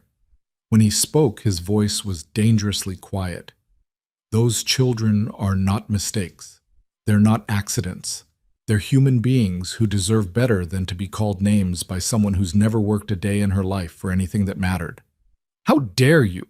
No, how dare you? Sebastian's voice rose. You want to know why I never loved you, Clarissa? Why this engagement has always felt like a business transaction? This is why. Because when faced with something real, something that actually matters, you reduce it to social standing and embarrassment. Sebastian. Victor's voice was ice. That's enough. No, it's not enough. It's not nearly enough. Sebastian turned to his grandfather. You taught me to be cold, to calculate every relationship as a transaction, to see people as assets or liabilities, and I learned those lessons well. So well that when Maya Bennett came into my life, when I found someone who actually saw me as a person instead of a name or a bank account, I destroyed it because you told me she was a liability. Victor's expression didn't change. She was a liability. The Kozlovs had her under surveillance. So you knew. The realization hit Sebastian like a physical blow. You knew about the threat and you didn't help me protect her. You just told me to cut her loose. It was the most efficient solution. Efficient, Sebastian laughed bitterly. You cost me 4 years with my children because it was efficient. I saved that woman's life, Victor said coldly. The Kozlovs would have used her against you, tortured her, killed her. By making her irrelevant, you removed the target from her back. You're welcome. And the pregnancy, did you know about that too? For the first time, Victor hesitated. It was barely a pause, just a fraction of a second, but Sebastian caught it. You did. His voice was hollow. You knew she was pregnant, and you kept it from me. I found out 6 months after the birth, Victor said. One of our associates saw her with the children. I had it investigated. And you said nothing. What would have been the point? You'd moved on. The engagement to Clarissa was arranged. Telling you would have complicated matters unnecessarily. Sebastian felt something inside him break. Not crack. Break. Completely and irreparably. Get out, he said quietly. Victor raised an eyebrow. I beg your pardon? Get out of my home, all of you, now. Sebastian, you're being irrational. I'm being irrational? Sebastian's voice rose. You kept my children from me for 4 years and I'm the one being irrational? I kept you from making a mistake that would have compromised everything. They're not a mistake, the words came out as a roar. They're children, my children, and you treated them like they were problems to be managed instead of human beings who deserve to know their father. The room fell silent. Even Clarissa looked stunned by the raw emotion in Sebastian's voice. Victor straightened his tie, his expression cooling to absolute zero. I see. So you're choosing them over your family. They are my family. No. Victor's voice was final. Your family is here. Your responsibilities are here. Your legacy is here. Those children are a complication from a relationship that should never have happened. If you insist on acknowledging them, fine. Provide for them financially. But if you think you're going to throw away your engagement, your position, your entire future for a woman who kept your children secret and 3 toddlers you barely know. I love them. The words fell into the silence like stones into still water. Victor stared at him. You met them yesterday. I know. Sebastian's voice was steady now, certain. And I love them. I love the way Noah watches everything with those serious eyes and asks questions that cut right to the truth. I love the way Ivy talks like she's trying to use up all the words in the world before bedtime. I love the way Owen lines up his cars in perfect rows and the way his whole face lights up when he accomplishes something new. He met his grandfather's gaze without flinching. I love them the way I should have been allowed to love them from the beginning, and I'm done letting you tell me what I'm allowed to feel. Victor was quiet for a long moment. When he spoke, his voice carried the weight of finality. Then you're done being a veil. Sebastian had expected it, had known it was coming from the moment he decided to stand his ground. but hearing it spoken aloud still felt like a punch to the gut. "What does that mean?" he asked quietly. "It means exactly what it sounds like. If you walk away from this engagement, if you publicly claim those children, if you choose that woman over your responsibilities to this family, you're out. Completely. No inheritance, no position in the organization, no protection." "Victor," Richard Hart interjected, "perhaps we should discuss this more calmly." "There's nothing to discuss." Victor's eyes never left Sebastian's face. "My grandson seems to think he can have everything, his children, his independence, and his inheritance. But life doesn't work that way, so he needs to choose." Clarissa found her voice. "You can't be serious. You're going to disown him over some random woman and her brats?" "They're not random," Sebastian said, "and they're not brats. They're innocent children who've done nothing wrong." "Except exist," Clarissa shot back. Sebastian looked at her, really looked at her, and wondered how he'd ever convinced himself he could spend his life with someone so fundamentally incapable of empathy. "The engagement is off," he said quietly. Clarissa's face went white. "What?" "You heard me. I can't marry you, Clarissa. I won't." "You're throwing away everything for them?" Her voice rose to a near shriek. "Your entire future? Your family's business? Your inheritance? For what? A struggling single mother and 3 kids who probably aren't even yours?" Sebastian's hands clenched. "They're mine. I know they're mine." "How? How do you know? Because one of them has your eyes?" Clarissa laughed harshly. "Get a paternity test, Sebastian. Before you burn your entire life down, at least make sure—" "I don't need a test." "Of course you do. She could be lying. She could have seen an opportunity and—" "Maya didn't even want to tell me about them," Sebastian said quietly. "She ran away in the park. She tried to hide them from me. If she was after money or position, don't you think she would have come to me 4 years ago?" Clarissa opened her mouth, then closed it, apparently lacking an argument. Richard Hart stepped forward. "Sebastian, I understand you're emotional right now, but think about what you're doing. The Hartvale merger has been in planning for 2 years. If you walk away from Clarissa, my family walks away from the business deal. That's billions of dollars in lost revenue. Then I guess you'll lose billions of dollars. Your grandfather will disown you." "I heard him?" "You'll have nothing, no money, no power, no protection from your enemies." Richard's voice turned calculating. "And those children you claim to love so much? They'll be targets. Everyone who's ever wanted to hurt the Vale family will see them as leverage. Is that what you want?" The words hit their mark. Sebastian felt cold wash over him. Richard saw the opening and pressed. "But if you stay engaged to Clarissa, if you maintain your position in the family, you can protect them, provide for them, keep them safe from a distance. Isn't that better than dragging them into the spotlight and making them vulnerable?" It was the same argument that had worked 4 years ago, the same logic that had convinced Sebastian to walk away from Maya, destroy the relationship to save the person. But this time, Sebastian saw the flaw in the reasoning. "No," he said quietly. "No. 4 years ago, I walked away from Maya to protect her. I made myself irrelevant in her life so she wouldn't be a target. And you know what happened?" Sebastian's voice was steady. "She struggled alone, raised 3 children in poverty, nearly lost them to CPS because she couldn't afford rent, suffered through a high-risk pregnancy with no support. All because I wasn't there." He met Richard's gaze. "So don't tell me that abandoning them will keep them safe. The safest place for my children is with me, where I can see the threats coming and deal with them head on." "Sebastian," Victor's voice held a warning. "I'm done hiding," Sebastian cut him off. "I'm done pretending. I'm done letting fear make my decisions for me." He turned to Eli. "Call a press conference for tomorrow. I'm making a statement." Eli's eyes widened. "Boss, are you sure?" "I've never been more sure of anything in my life." Victor stood slowly, and there was something final in the movement. "You understand what you're doing?" "Yes." "You're choosing them over everything I've built, everything you could have been." "No," Sebastian said quietly. "I'm choosing them over everything I never wanted to be." Victor studied him for a long moment. Then he nodded once, sharp and final. "Very well. Consider yourself removed from all family business interests, effective immediately. Your trust fund is frozen. Your position in the organization is terminated. And your name? He paused. Your name is your own now. You're no longer my heir. Understood. Victor, wait. Richard tried to intervene, but Victor was already heading to the elevator, his back ramrod straight, his expression carved from stone. The doors closed behind him without another word.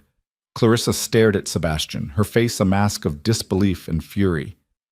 You're actually doing this. You're actually throwing everything away. I'm not throwing anything away. I'm choosing what matters. What matters? She laughed, high and broken. We were going to have everything, Sebastian. Power, wealth, influence. We were going to run this city. And you're giving it all up for what? Domestic bliss and a Brooklyn walk-up? Playing daddy to someone else's mistakes? They're not mistakes, Sebastian said for what felt like the 100th time. They're my children. And yes, I'm choosing them over all of this. He gestured at the penthouse around them. Because this isn't real. These people aren't real. You're not real, Clarissa. You're a transaction in a designer dress. Her hand cracked across his face before he saw it coming. The slap echoed through the apartment. How dare you? She whispered, her voice shaking with rage. How dare you stand there and act like you're better than me? Like you're making some noble sacrifice. You're just a coward who couldn't handle real responsibility. So you're running away to play house. Sebastian touched his stinging cheek. If that's what you need to believe. I hope it destroys you, Clarissa said, her voice venomous. I hope you lose everything. I hope that woman breaks your heart again. I hope those children turn out to be nothing like you and you realize too late what you've given up. I hope... That's enough, Clarissa.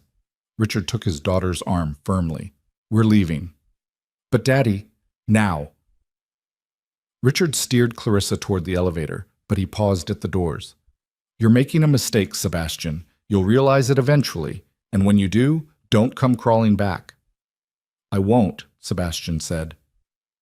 The elevator doors closed on Clarissa's tear-stained face and Richard's disappointed scowl. The apartment fell silent. Sebastian stood in the middle of his $1-million penthouse, surrounded by artwork that cost more than most people made in a year, with a view of Central Park that real estate agents would kill for, and felt lighter than he had in a decade. Boss? Eli's voice was cautious. Are you okay? I'm fine. Victor just disowned you. I know. Clarissa slapped you. I noticed. You just threw away billions of dollars and your entire future.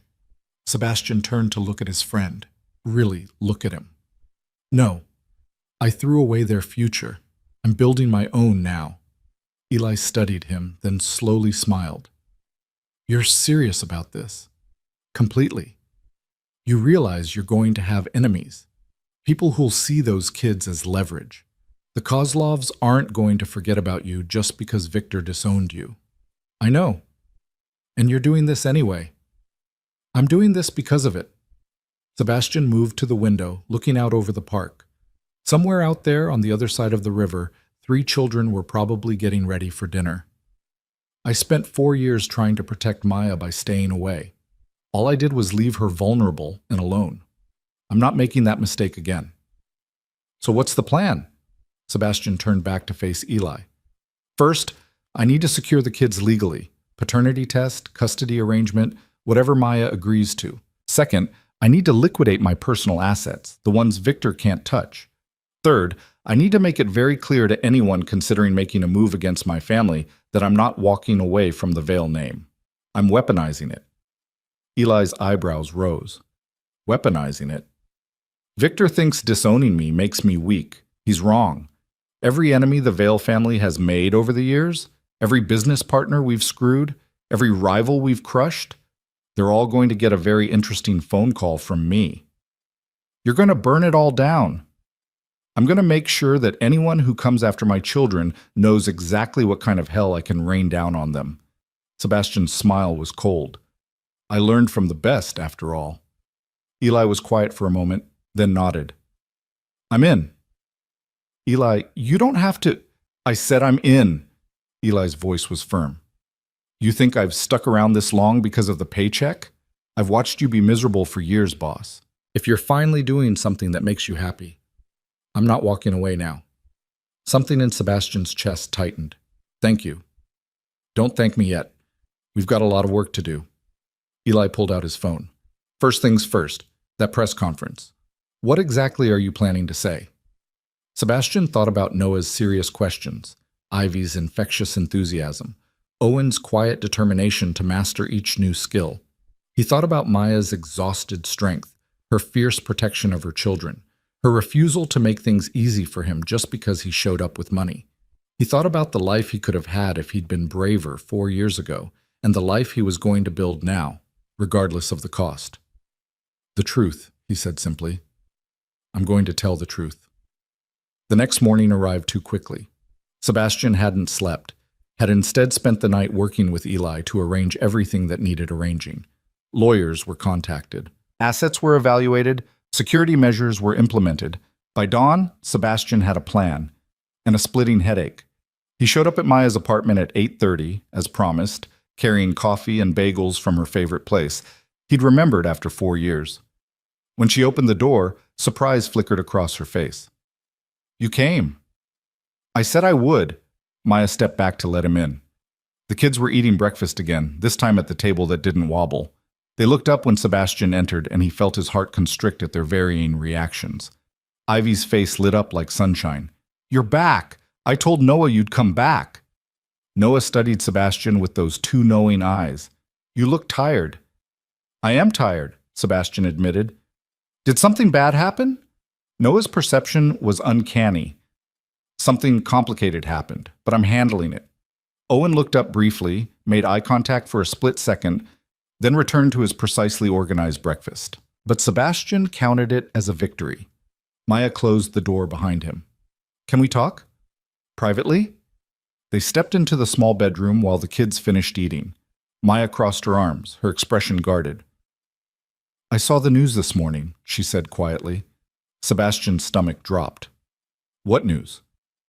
Social media is blowing up about Clarissa Hart's broken engagement. People are speculating about the reason. Some gossip columnist is claiming you were seen in Brooklyn yesterday. Maya's eyes searched his face. What did you do, Sebastian? What I should have done 4 years ago. He met her gaze steadily. I chose you. I chose our children, and I accepted the consequences. What consequences? My grandfather disowned me. My engagement is over. My position in the family business is gone. He watched her process this information. I'm holding a press conference this afternoon to announce that I have 3 children and that I'm publicly claiming them as mine. Maya went white. You're what?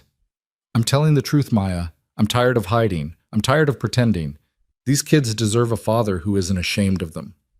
Nobody said anything about being ashamed. Then what would you call it? Keeping them secret? Providing for them from a distance? That's not being a father. That's being a check in the mail. And what happens when your enemies decide to use them against you? Maya's voice rose. What happens when someone threatens them to get to you? You think going public keeps them safe? I think hiding them makes them vulnerable, Sebastian countered. 4 years ago, I tried to protect you by walking away. How did that work out? Maya flinched. That's not fair. It's true. You struggled alone because I wasn't there. Well, I'm here now, and I'm not hiding anymore. You can't just... Maya pressed her hands to her face. You can't just blow up your entire life and expect me to be okay with it. I'm not asking your permission. I'm telling you what's happening. Sebastian's voice softened. But I'm asking you to trust me, to let me do this, to let me be their father publicly and proudly. Maya lowered her hands, and Sebastian saw fear and hope warring in her expression. And if it goes wrong, if someone comes after them, then I'll deal with it. That's what fathers do. Mama? Ivy's voice called from the living room. Can we show Sebastian our room? Maya took a shaky breath. We'll discuss this more later, but Sebastian, if you're really doing this press conference, those kids need to be prepared. They need to understand what's coming. I know. Help me? She nodded slowly. Okay, but if this blows up in our faces, it won't. You can't promise that. No, Sebastian admitted. but I can promise I'll be here to face it with you. That's more than I gave you before." Maya stared at him for a long moment, then sighed. "Come on, let's go talk to them." They gathered the children in the living room. 3 small faces looked up at Sebastian and Maya with varying degrees of curiosity. "Guys, we need to talk about something important," Maya started. "Are you sick?" Noah asked immediately, fear flashing in his eyes. "No, baby, I'm not sick. Nobody's sick." Maya glanced at Sebastian. "Sebastian has something he needs to tell you." 3 pairs of eyes turned to him. Sebastian's mouth went dry. "How did you explain to 4-year-olds that their lives were about to change completely?" "You know how you have a mama who takes care of you?" he started. Ivy nodded enthusiastically. Noah watched him carefully. Owen's gaze had returned to his toys, but Sebastian could tell he was listening. "Well, everyone also has a father, someone who helped make them, who's supposed to help take care of them and love them." "Like Jacob's daddy," Ivy said. "He picks Jacob up from daycare sometimes." "Exactly like that." Sebastian took a breath. "The thing is, I'm your father. I'm your daddy." Silence fell over the room. Ivy's eyes went wide. Noah's expression didn't change, but something flickered in his gaze. Owen's hand stilled on his toys. "You?" Ivy's voice was small. "You're our daddy?" "Yes." "But where were you?" The question came from Noah, and it cut like a knife. "Daddies are supposed to be there. You weren't there." "You're right," Sebastian said, his voice rough. "I should have been there. I made a mistake, Noah. A big one. And I'm sorry." "Sorry doesn't fix it," Noah said, echoing something he must have heard Maya say 100 times. "No, it doesn't, but I'm here now, and I'm not leaving again." Owen suddenly stood up, walked over to Sebastian, and held out one of his toy cars. Sebastian took it carefully, and Owen nodded once before returning to his spot on the floor. Sebastian's throat tightened. He looked at Maya, who had tears running down her face. "Does this mean we have a daddy now?" Ivy asked, her voice hopeful. "If you want me," Sebastian said. "I know I haven't earned it yet, but I'd like to try." Ivy launched herself at him, wrapping her small arms around his neck. "I always wanted a daddy." Sebastian held her, feeling her tiny heart beating against his chest, and something inside him cracked wide open. Noah approached more cautiously, studying Sebastian's face. "You're really not leaving?" "I'm really not leaving." "Promise?" "I promise, Noah. I will be here for you and your brother and sister for as long as you'll let me." Noah considered this, then held out his hand solemnly. Sebastian shook it, man to man, promise to promise. Owen remained where he was, lining up his cars, but he was humming now. A sound Maya had told Sebastian meant he was content. "There's something else," Sebastian said gently. "This afternoon, I'm going to talk to some people with cameras, reporters, and I'm going to tell them about you guys, about being your father." "Why?" Noah asked. "Because I'm proud of you, and because I don't want to hide you. I want the whole world to know that you're mine." "Will we be on TV?" Ivy's eyes sparkled. "Maybe. Is that okay?" Ivy nodded enthusiastically. Noah looked less certain. Owen didn't respond. "It might get weird for a little while," Sebastian continued. "People might take pictures, might ask questions, but I promise I'll keep you safe." "Okay," Ivy said trustingly. Noah's gaze moved to his mother. "Mama, is this okay?" Maya wiped her eyes. "Yeah, baby, it's okay." It was far from okay, Sebastian knew. This was terrifying for her, trusting him with their children's safety after he'd failed so spectacularly before. But she was doing it anyway. That afternoon, Sebastian stood in front of a room full of reporters and cameras and told the truth. He explained that he had 3 children he hadn't known about until recently. He publicly claimed them as his. He acknowledged his broken engagement and his departure from the Vale family business. And he made it very clear that anyone who came after his children would regret it. The questions came fast and furious. Where was the mother? What were the children's names? Was he seeking custody? Had there been a paternity test? Sebastian answered what he could and deflected what he couldn't. And when one particularly aggressive reporter asked if he was worried about exposing his children to danger, Sebastian's expression went cold. "I'm more worried about what I'll do to anyone who threatens them," he said quietly. Next question. The press conference ended. Sebastian returned to his penthouse to find Eli waiting with news. It's chaos out there, Eli reported. Social media is losing its mind. The Vale family released a statement essentially cutting you off, and he paused. There's been chatter about the Kozlovs. Sebastian's blood ran cold. What kind of chatter? They're interested in you walking away from Victor's protection, in the children. Eli's expression was grim. We need to increase security, boss. Now. Do it, whatever it takes. That night, Sebastian returned to Brooklyn. Maya opened the door looking exhausted. It's everywhere, she said. Every channel, every website, pictures of this building, reporters asking neighbors about us. I'm sorry. Don't. She held up a hand. You warned me. I knew this was coming. It's a lot. I know. I've arranged security. There'll be someone watching the building 24/7, and I want you and the kids to move. Move where? I have a property in Brooklyn Heights. Townhouse, private, secure. You'd each have your own room. There's a yard. Good schools nearby. Maya's jaw tightened.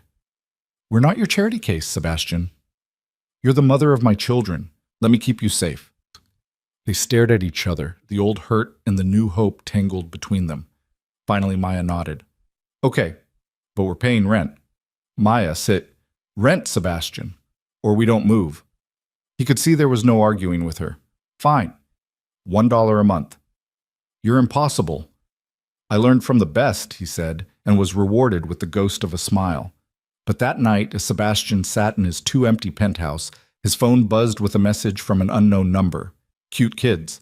Would be a shame if something happened to them. Sebastian stared at the message, ice flooding his veins. Then he forwarded it to Eli with one word. Find them. The war had begun. Sebastian didn't sleep that night. He sat in his study with every light blazing, forwarding the threatening text to every contact he had in law enforcement, private security, and the darker corners of the world he'd once inhabited.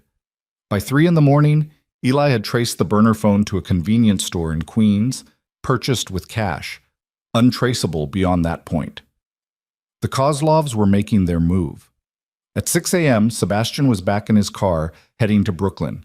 He'd already arranged for a security team to set up outside Maya's building, and now he needed to convince her to move immediately, not next week or when it was convenient. Now. Today. Before the threat became action. Maya opened the door in her pajamas, her hair a mess, exhaustion written into every line of her face. Behind her, Sebastian could hear the sounds of children waking up, Ivy's cheerful chatter, Owen's humming, Noah's quieter voice asking questions. It's 6 a.m, Maya said. We need to move you today. Something in his tone made her straighten. What happened? Sebastian showed her the text. He watched the color drain from her face as she read it once, twice, 3 times. Oh my God, she whispered. I have people tracking down the source, but in the meantime, I need you and the kids somewhere secure. The townhouse is ready. We can have you moved in by noon. Sebastian, I can't just... Maya stopped, looking back at the apartment where her children slept. I have a business. I have obligations. You have children who are being threatened. Don't you think I know that? Her voice cracked. Don't you think I've been terrified every single day for 4 years that someone would find out about them? That someone would use them to hurt you? This is exactly what I was afraid of. I know. No, you don't know. Maya's whisper turned sharp. You had one threatening text and you're ready to uproot our entire lives. I've had 4 years of fear, 4 years of looking over my shoulder, 4 years of checking every shadow and jumping at every strange car and lying awake wondering if today was the day someone figured out who their father was. Sebastian felt like he'd been punched. Maya. And now it's happening. Now the exact thing I was terrified of is coming true. And you're standing here telling me to trust you, to let you protect us, when you're the reason we need protection in the first place. Her voice had risen enough that small footsteps approached from the bedroom. Noah appeared in the doorway, his gray eyes worried. Mama? Why are you yelling? Maya took a shaky breath. I'm sorry, baby. I'm just talking to Sebastian about grown-up things. Are we in trouble? No, sweetheart. Everything's fine. But Noah looked at Sebastian, and those two perceptive eyes saw right through the lie. Something bad is happening. Sebastian knelt down to Noah's level. Something potentially bad might happen. Which is why we're going to make sure you and your brother and sister are somewhere very safe. How safe? So safe that nothing and nobody can hurt you. Noah considered this. Is someone trying to hurt us? Sebastian looked at Maya, silently asking permission. She nodded reluctantly. Maybe, Sebastian said honestly. I don't know for sure, but I'm not going to wait to find out. I'm going to keep you safe before anything bad can happen. Because you're our daddy now? Because I'm your father, and that's what fathers do. Noah studied him for a long moment, then nodded. Okay, I'll help pack. He disappeared back into the bedroom, and Sebastian heard him wake up his siblings with the news that they were going on an adventure. Ivy's excited squeal followed, and even Owen's humming took on a brighter quality. Maya leaned against the doorframe, looking defeated. You can't just promise them safety, Sebastian. You can't control everything. No, but I can control more than you can alone. He stood, moving closer but not touching. I know I'm the reason you're in danger. I know this is my fault. But Maya, I can't change the past. All I can do is try to protect you now. Please, let me do that. She closed her eyes. The townhouse. How secure is it really? Former safe house. Reinforced doors and windows. Security system connected directly to a private firm. Panic room. And I'll have armed guards outside 24/7. That sounds like a prison. It sounds like safety. Sebastian's voice was gentle. Just until I can neutralize the threat. Once the Kozlovs understand that coming after you means war with me, they'll back off. And if they don't, then I'll make them back off. The cold certainty in his voice made Maya's eyes open. She looked at him like she was seeing someone different, not the man who'd broken her heart 4 years ago, or the one who'd shown up with furniture and promises, but someone harder, someone dangerous. That's who you really are, isn't it? She said quietly, under the nice sweaters and the gentle voice. You're still Victor Vale's grandson. I'm still a lot of things, but right now, I'm a father who will do whatever it takes to keep his children safe. Sebastian met her gaze steadily. So tell me, Maya, are we moving today or not? She looked past him to where the kids were already pulling clothes out of drawers, treating the sudden move like an exciting game. Then she looked back at Sebastian. We move today, she said. But Sebastian, this doesn't mean I trust you. This means I'm out of options. I'll take what I can get. The move happened with military efficiency. Eli arrived with a truck and a team of movers who had the apartment packed within 2 hours. The kids thought it was the best adventure ever, especially when they saw the townhouse. It was a beautiful brownstone in Brooklyn Heights, 4 stories of elegance and security disguised as a family home. Each child got their own bedroom. Ivy immediately claimed the one with the window seat, Noah chose the room with the bookshelf, and Owen gravitated toward the quietest room at the back of the house. Maya stood in the master bedroom, looking around at the space that was bigger than her entire previous apartment. This is too much, she said for the 100th time. It's safe, Sebastian countered. That's all that matters. I can't afford this. $1 a month, remember? Sebastian, Maya. He turned to face her. I have 3 town cars, a penthouse in Manhattan, and more money than I know what to do with. Let me spend some of it keeping you safe. It's not about the money. Her voice was quiet. It's about what it means. You're taking care of us, providing for us. That's what I wanted 4 years ago, what I needed, and you weren't there. The words hung in the air between them. You're right, Sebastian said finally. I wasn't there. I made a choice to walk away and you paid the price. You and the kids paid the price, and I can't undo that. He paused. But I'm here now, and I'm not leaving. So you can punish me for the past, or you can let me help with the present. Your choice. Maya looked at him for a long moment, emotions flickering across her face too quickly to name. Finally, she said, I need to check on the kids. She left him standing in the bedroom alone, and Sebastian knew that forgiveness, if it ever came, would be earned in inches, not leaps. Over the next 3 days, Sebastian worked around the clock to neutralize the Kozlov threat. He reached out to old contacts, called in favors, and made it very clear through back channels that his children were completely off limits. Anyone who touched them would face consequences that made death look merciful. The responses came back slowly. Some contacts were supportive. Others were skeptical that Sebastian could back up his threats without the Vale family resources behind him. A few simply ignored him, assuming his grandfather's disownment had made him irrelevant. Those were the ones Sebastian made examples of.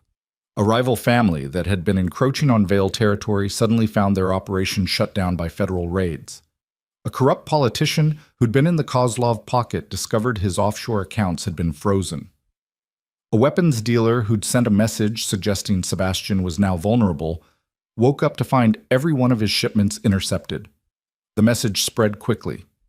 Sebastian Vale might be cut off from his family, but he was far from powerless. On the 4th day, Eli brought news.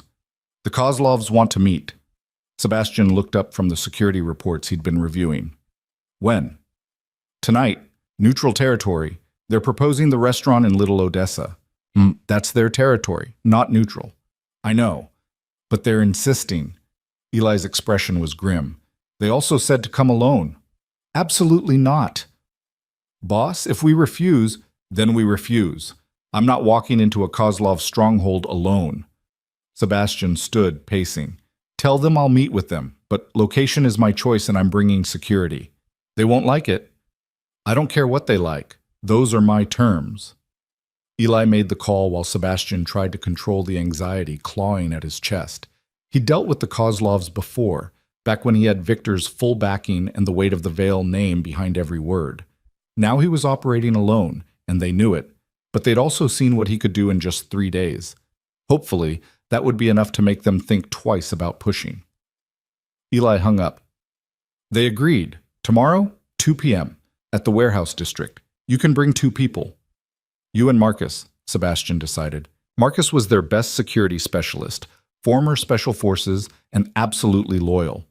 What about Maya? She needs to know about this. She's already terrified. I'm not adding to it until I know what we're dealing with. Boss, I'll tell her after the meeting. Sebastian's voice was final. Right now, she and the kids are safe in the townhouse. That's all that matters. But when Sebastian showed up at the townhouse that evening to have dinner with the kids, a routine he'd established over the past few days, he found Maya waiting for him in the kitchen with her arms crossed and fire in her eyes. I heard about the meeting, she said without preamble. Sebastian froze. How? I'm not an idiot, Sebastian. I've been living in fear of these people for 4 years. I have contacts, people who keep me informed.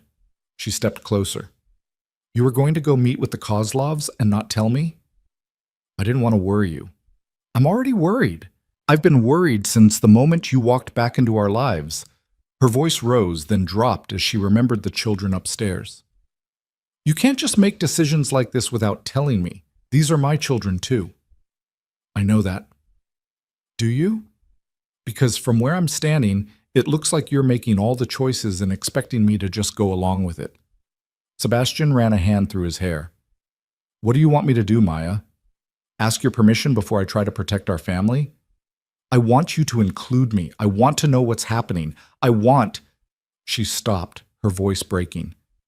I want to feel like we're partners in this, not like I'm just some damsel you're rescuing. The words hit home. Sebastian looked at this woman who'd survived 4 years alone, who'd raised 3 children through poverty and fear and exhaustion, who'd built a life out of nothing without anyone's help. You're right, he said quietly. I'm sorry. I should have told you. Maya blinked, clearly surprised by the quick concession. Oh, the meeting is tomorrow at 2. The Kozlovs want to discuss terms. What kind of terms? I don't know yet, but I'm guessing they want to negotiate some kind of understanding. I've made it expensive for them to come after us. Now they want to see if there's a cheaper option. And if there isn't, then we go to war. Sebastian met her gaze. And I'll win, Maya. Whatever it takes, I'll win. She studied him, and he could see her trying to reconcile the gentle man who played with their children with the cold strategist discussing war. I want to come to the meeting, she said. Absolutely not. Sebastian? No. His voice was firm. I will include you in decisions. I will tell you what's happening, but I will not bring you into a room with people who've already threatened our children. That's non-negotiable. They stared at each other, neither willing to back down. Daddy? Ivy's voice called from upstairs. Are you staying for dinner? The moment broke. Maya shook her head. We'll discuss this later. Go see your kids. Sebastian climbed the stairs to find all three children in Ivy's room, which had somehow become the central gathering place. Ivy was showing Noah and Owen her new collection of stuffed animals. Sebastian had maybe gone overboard at the toy store, while Noah organized them by size and Owen lined them up by color. Daddy! Ivy launched herself at him. The word still made Sebastian's heart skip every time he heard it. Hey, sweetheart, what are you guys up to? We're organizing, Noah said seriously. Ivy has too many toys and they need a system. I don't have too many, Ivy protested. You can never have too many friends. Stuffed animals aren't friends, Noah argued. They are too. Right, Daddy? Sebastian found himself being drawn into a debate about the sentience of stuffed animals, and despite the stress of the upcoming meeting, despite the threats and the fear, he felt something close to peace. This was what mattered, not power or money or family legacy. Three children arguing about toys, a daughter who called him Daddy without hesitation, a son who was slowly learning to trust him, another son who showed his affection through shared cars and quiet humming. Owen approached him now, holding out a stuffed elephant. Sebastian took it carefully. For you, Owen said quietly, to keep you safe. Sebastian's throat tightened. Thank you, buddy. I'll take very good care of him. Owen nodded, satisfied, and returned to his color-coded line of animals. Maya appeared in the doorway. Dinner's ready. They ate together at the large dining table, a real family dinner with plates that matched and enough food for everyone. Ivy chattered about wanting a pet. Noah asked thoughtful questions about how buildings were constructed. Owen ate his food in careful sections, never letting different items touch. And Sebastian memorized every moment, knowing that tomorrow he might have to destroy people to keep this fragile peace intact. After dinner, after stories and teeth brushing and tucking three small bodies into three separate beds, Sebastian found Maya in the kitchen cleaning up. Let me help, he said. They washed dishes in silence for a while before Maya spoke. They're getting attached to you. Is that a bad thing? I don't know yet. She handed him a plate to dry. Ivy already thinks you hung the moon. Noah's starting to let his guard down. Even Owen is engaging with you more. But what happens if you leave again? What happens if this gets too hard or too dangerous or too real? Maya's voice was quiet. They're children, Sebastian. They can't protect their hearts the way adults can. I'm not leaving. You said that 4 years ago. The words hung between them like smoke. I didn't say it 4 years ago, Sebastian corrected gently. I said the opposite. I told you that you were a mistake, that I regretted you. I pushed you away as hard as I could. To protect me, Maya said bitterly. I know, you've explained. Yes, to protect you, and I was wrong. Sebastian set down the dish towel and turned to face her. Not about you being in danger. That was real.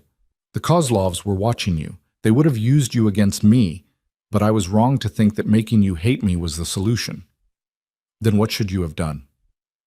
I should have trusted you enough to explain, should have given you the choice instead of making it for you, should have found a way to keep you safe while staying in your life. He paused. I should have been braver. Maya's hand stilled in the soapy water. Why weren't you? Because I was 25 years old and terrified. Because Victor told me it was the only way. Because I'd spent my whole life learning that caring about people made them targets, and I didn't know how to protect someone I loved without pushing them away. Loved, Maya repeated quietly. Past tense? Sebastian looked at her, really looked at her. At the woman who'd survived everything he'd thrown at her and come out stronger. At the mother who'd raised 3 incredible children alone. At the only person who'd ever made him want to be more than his last name. No, he said. not past tense. Maya's breath caught. Sebastian, I know I have no right to say that. I know I destroyed what we had. But Maya, I never stopped loving you. Not when I walked away. Not during 4 years of trying to forget you. Not for a single day. His voice was rough. And seeing you now, seeing what you've become, seeing the way you love those kids, I love you more than I did back then, which I didn't think was possible. Tears were streaming down Maya's face. You can't just say things like that. Why not? It's true. Because it's not fair. Her voice broke. It's not fair to tell me you love me when I'm still so angry at you, when I'm still hurt, when I don't know if I can ever trust you again. I know. Then why say it? Because I'm done hiding, done pretending, done playing it safe. Sebastian took a step closer, but didn't touch her. I love you, Maya. I love our children. And I will spend the rest of my life proving that I'm not going anywhere, whether you forgive me or not. Maya pressed her hands to her face, her shoulders shaking. Sebastian wanted to reach for her, to hold her, but he forced himself to stay still. This wasn't about what he wanted, it was about giving her space to feel whatever she needed to feel. Finally, she lowered her hands. I don't know how to do this. Do what? Any of this. Let you back in, trust you with the kids, trust you with... She stopped. With my heart again. Then don't, Sebastian said gently. Not yet. Not until you're ready. I'm not going anywhere, Maya. I'll wait as long as it takes. She studied him through tear-filled eyes. What if I'm never ready? Then I'll love you anyway. The silence stretched between them, heavy with years of hurt and hope. Finally, Maya said, The meeting tomorrow. Tell me everything. So he did. They sat at the kitchen table until midnight, and Sebastian laid out every detail of the Kozlov situation, his strategy, his backup plans, his fears. Maya listened, asked sharp questions, and occasionally suggested angles he hadn't considered. By the time they finished, Sebastian had a better plan and a deeper respect for the woman across from him. Thank you, he said. For what? For caring, for being invested in keeping us safe, for... He paused. For not giving up on us completely. Maya smiled sadly. Those kids are half yours. Like it or not, we're connected now. I can't give up on us because that would mean giving up on them. It wasn't a declaration of love, it wasn't forgiveness. But it was something, and Sebastian would take it. The next day, Sebastian arrived at the warehouse district with Eli and Marcus flanking him. The building the Kozlovs had chosen was abandoned, or appeared to be, which made Sebastian's instincts scream danger. I don't like this, Marcus muttered. Neither do I, Sebastian agreed. Stay sharp. They entered the warehouse to find 4 men waiting. 3 were clearly muscle, large, armed, and watching Sebastian's every move. The 4th was Alexei Kozlov himself, head of the family, looking relaxed despite the tension in the room. Sebastian Vale, Alexei said, his accent thick. You've been busy this week. I've been protecting my family. By destroying mine? Alexei's smile didn't reach his eyes. You cost us 3 operations and $2 million in seized product. Consider it a warning. A warning, Alexei laughed. You come into my house, threaten my business, and call it a warning. You have balls. I'll give you that. I have children, Sebastian corrected, and anyone who threatens them learns that I can be much worse than a warning. The temperature in the room dropped. Alexei's smile faded. Those children, he said quietly, are they really worth starting a war over? They're worth ending one over. Alexei studied him. Your grandfather would be ashamed. Victor Vale didn't let sentiment cloud his judgment. My grandfather is the reason I'm here instead of at his side. So his opinion stopped mattering to me the moment he put business before family. And yet you expect me to do the same? To back away from profitable opportunities because you've decided to play daddy? Alexei shook his head. That's not how this works, Sebastian. Then let me explain how it works now. Sebastian's voice went cold. You leave my family alone, and I leave yours alone. You come after them, and I burn the Kozlov empire to the ground. Not just your operations here, every port you control, every politician in your pocket, every dirty deal you've made from Brighton Beach to Moscow. I'll expose all of it. You're bluffing. Am I?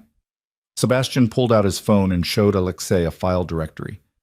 Financial records, communications, evidence of crimes dating back 15 years, all compiled, all verified, all ready to go to the FBI the moment something happens to anyone I care about. Alexei's expression darkened. How did you... I learned from the best, remember? Victor Vale kept files on everyone, and when he disowned me, I took copies. Sebastian pocketed his phone. So here's the deal. You back off. You tell everyone in your organization that Sebastian Vale's family is untouchable, and in return, these files stay buried. And if I refuse, then we both lose. Your empire crumbles, and I spend the rest of my life in hiding. But Alexei, I'm willing to lose everything for my children. Are you? The two men stared at each other across the warehouse floor. Sebastian could feel Eli and Marcus tensing beside him, ready for violence. Finally, Alexei laughed, a genuine sound. You really are Victor's grandson. He would have made the same play. I'm nothing like Victor. No, you're better. Because you have something to fight for beyond power. Alexei nodded slowly. Okay, Sebastian Vale, we have a deal. Your family is off limits, but this protection only extends to them. You come after my business again, and all bets are off. Understood. They shook hands, and Sebastian felt the knot in his chest loosen slightly. It wasn't perfect. It wasn't even safe, really. But it was a détente, and that was more than he'd had yesterday. As Sebastian and his team left the warehouse, Eli said quietly, You really have those files? Most of them. The rest I bluffed. And if he'd called your bluff? Sebastian thought about 3 children sleeping safely in a townhouse in Brooklyn Heights, about a woman who'd raised them alone and was slowly, carefully considering whether to trust him again. Then I would have found a way to make it real, he said simply. That evening, he returned to the townhouse to find chaos. Maya was on the phone with someone, her voice tight with stress. The kids were nowhere to be seen. What's wrong? Sebastian asked immediately. Maya held up a finger, finishing her conversation. When she hung up, her expression was strained. CPS called. They want to do their 3-month follow-up early, tomorrow morning. Why? They got another anonymous report, this time claiming that you're using the children as leverage in criminal activities. Maya's laugh was bitter. Someone's not giving up. Sebastian's jaw clenched. It's not the Kozlovs. We just made a deal. Then who? The answer hit him like a freight train. Clarissa, your ex-fiancée? She knows about CPS. She knows it's your weak point, and she's vindictive enough to keep pushing even after I've walked away. Sebastian pulled out his phone. I'll handle this. How? By making very clear that threatening my children through legal channels is still threatening my children. He made 3 calls. The first was to his lawyer arranging for representation at the CPS visit. The second was to a private investigator requesting immediate surveillance on Clarissa Hart. The third was to Clarissa herself. She answered on the first ring. I wondered when you'd call. Stop, Sebastian said simply. Stop what? The CPS reports, the harassment, whatever game you're playing. I have no idea what you're talking about, but he could hear the smile in her voice. Clarissa, I walked away from you, from the engagement, from the life you wanted. That should be enough. Should be, but isn't. Her voice turned cold. You humiliated me, Sebastian, made me a laughingstock. So if you think I'm going to just let you play happy family while I pick up the pieces of my reputation, those are children, Sebastian interrupted. Innocent children who've done nothing to you. They exist. That's enough. Clarissa paused. Here's what's going to happen.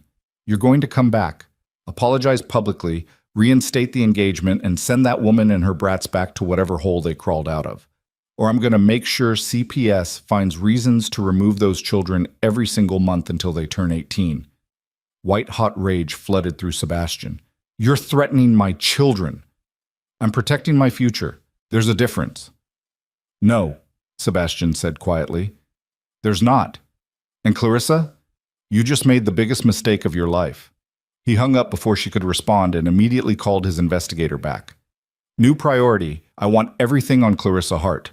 Every secret, every mistake, every skeleton in her perfect closet, and I want it by morning.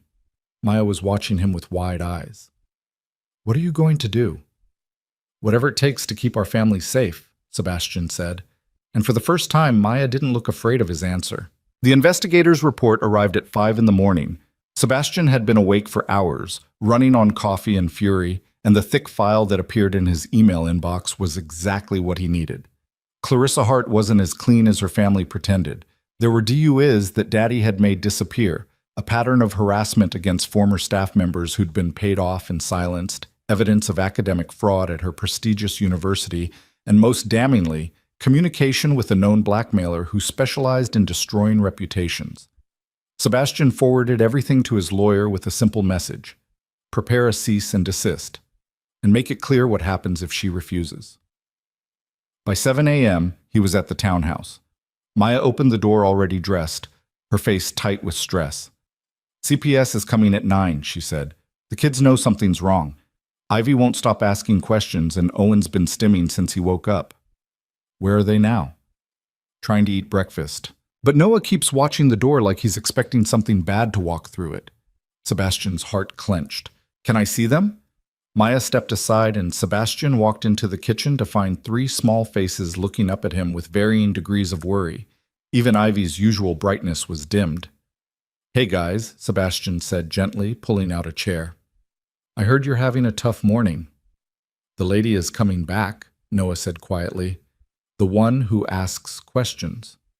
Miss Patricia, yes, she's just checking in to make sure you're all happy and healthy. But we are happy, Ivy protested. We have our own rooms and lots of toys, and you come see us every day. Why does she need to check? Because it's her job to make sure all kids are safe and loved, Sebastian explained. And you guys are, so there's nothing to worry about. Owen's hands moved in rapid patterns. Sebastian had learned over the past week that this meant his son was processing anxiety. He knelt beside Owen's chair. Hey buddy, you okay? Owen didn't make eye contact, but his hands slowed slightly. Sebastian had also learned that sometimes just being present was enough. I brought something for you, Sebastian said, pulling a small weighted blanket from his bag. The therapist had suggested it might help during stressful moments. Want to try it? Owen took the blanket carefully, draped it over his shoulders, and immediately his stimming decreased. He looked at Sebastian briefly, just a flash of hazel eyes, and nodded. You're welcome, Sebastian said softly. Noah was still watching him with those gray eyes that saw too much. Are you worried? Sebastian could lie, could tell them everything was fine and hope they believed it. But Noah would see through it, and more importantly, these kids deserved the truth. A little, he admitted, but I'm also prepared. And I'm going to make sure nothing bad happens to you guys. That's a promise. You keep saying that, Noah observed. Promises. Because I mean them. Daddy? Ivy's voice was small. If the lady takes us away, will you come get us back? The question broke Sebastian's heart. She's not going to take you away, sweetheart. But if somehow, impossibly, anything like that happened, yes, I would move heaven and earth to bring you home. Ivy climbed into his lap, wrapping her small arms around his neck. I love you, Daddy. It was the first time any of them had said it. Sebastian's throat closed up completely. I love you too, Ivy. So much. Noah approached more cautiously, but he came. And Owen, still wrapped in his weighted blanket, shifted closer until his shoulder touched Sebastian's arm. Maya stood in the doorway watching, tears streaming down her face, and Sebastian knew that whatever happened with CPS today, this moment was real. This family was real, and he would protect it with everything he had. Patricia Reeves arrived at 9 o'clock sharp, accompanied by another caseworker Sebastian didn't recognize. His lawyer, Jennifer Morrison, was already there, looking professional and slightly intimidating. Ms. Bennett, Mr. Vale, Patricia said politely. This is my colleague, David Chen. We're here for the follow-up visit we discussed. Of course, Maya said, her voice steady despite the tension Sebastian could see in her shoulders. Please come in. The next hour was excruciating. Patricia and David walked through every room, asked detailed questions about the children's routines, observed how the kids interacted with both Maya and Sebastian. They requested documentation of school enrollment, medical care, therapy sessions. Jennifer provided everything smoothly, along with additional materials they hadn't requested. Character references, financial statements showing Sebastian's legitimate business ventures, security reports demonstrating the children's safety. Noah answered questions with his usual seriousness. Ivy was her charming self, showing the caseworkers her room and her favorite toys. Owen initially refused to engage, but when Patricia gently asked about his car collection, he carefully showed her how he organized them by color and model. They seem very settled, David observed, much more so than in the initial report. They're happy here, Maya said firmly.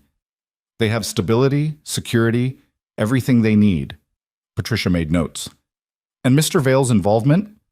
This is a recent development? Yes, Sebastian said before Maya could answer. I only learned about the children 2 weeks ago. Since then, I've been establishing a relationship with them and ensuring they have everything they need. Including this residence? Including a safe home, yes. David exchanged a glance with Patricia. We've received reports suggesting that Mr. Vale's business dealings might present a danger to the children. Jennifer stepped in smoothly. Mr. Vale has severed all ties with his family's previous business interests. He's currently operating as an independent consultant with completely legitimate clients. I have documentation if you need it. We do, Patricia said. More papers were produced. Sebastian watched the caseworkers review everything, looking for holes, for problems, for any reason to substantiate whatever Clarissa had reported. They found nothing. Finally, after what felt like an eternity, Patricia closed her folder. Mr. Vale, Mrs. Bennett, may we speak with you privately? Sebastian's stomach clenched, but he nodded. Maya asked Mrs. Chen, who'd come over to help with the kids, to take them to the playroom. Once the children were out of earshot, Patricia spoke. I'm going to be direct with you. We've received 3 anonymous reports in the past 2 weeks, all claiming various concerns about this placement, unsafe living conditions, criminal activity, inadequate supervision. And? Maya's voice shook slightly. And none of them have been substantiated. What I see here is 3 children who are thriving. They're healthy, happy, well cared for, and clearly loved by both parents. Patricia paused. However, the pattern of reports is concerning. Someone is targeting this family. We know who, Sebastian said quietly, and we're handling it. Legally, I hope, David said. Completely legally, Jennifer assured them.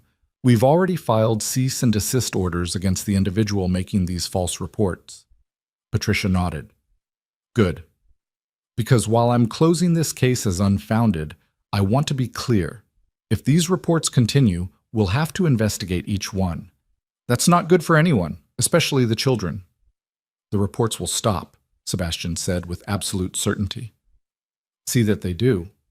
Patricia stood. Ms. Bennett, you're doing an excellent job with those kids. Mr. Vale, I'm glad to see you stepping up. Keep doing what you're doing. After the caseworkers left, Maya collapsed onto the couch. I can't keep doing this. Every time the doorbell rings, every time the phone buzzes, I think it's going to be them taking my babies away. Sebastian sat beside her, careful to maintain distance.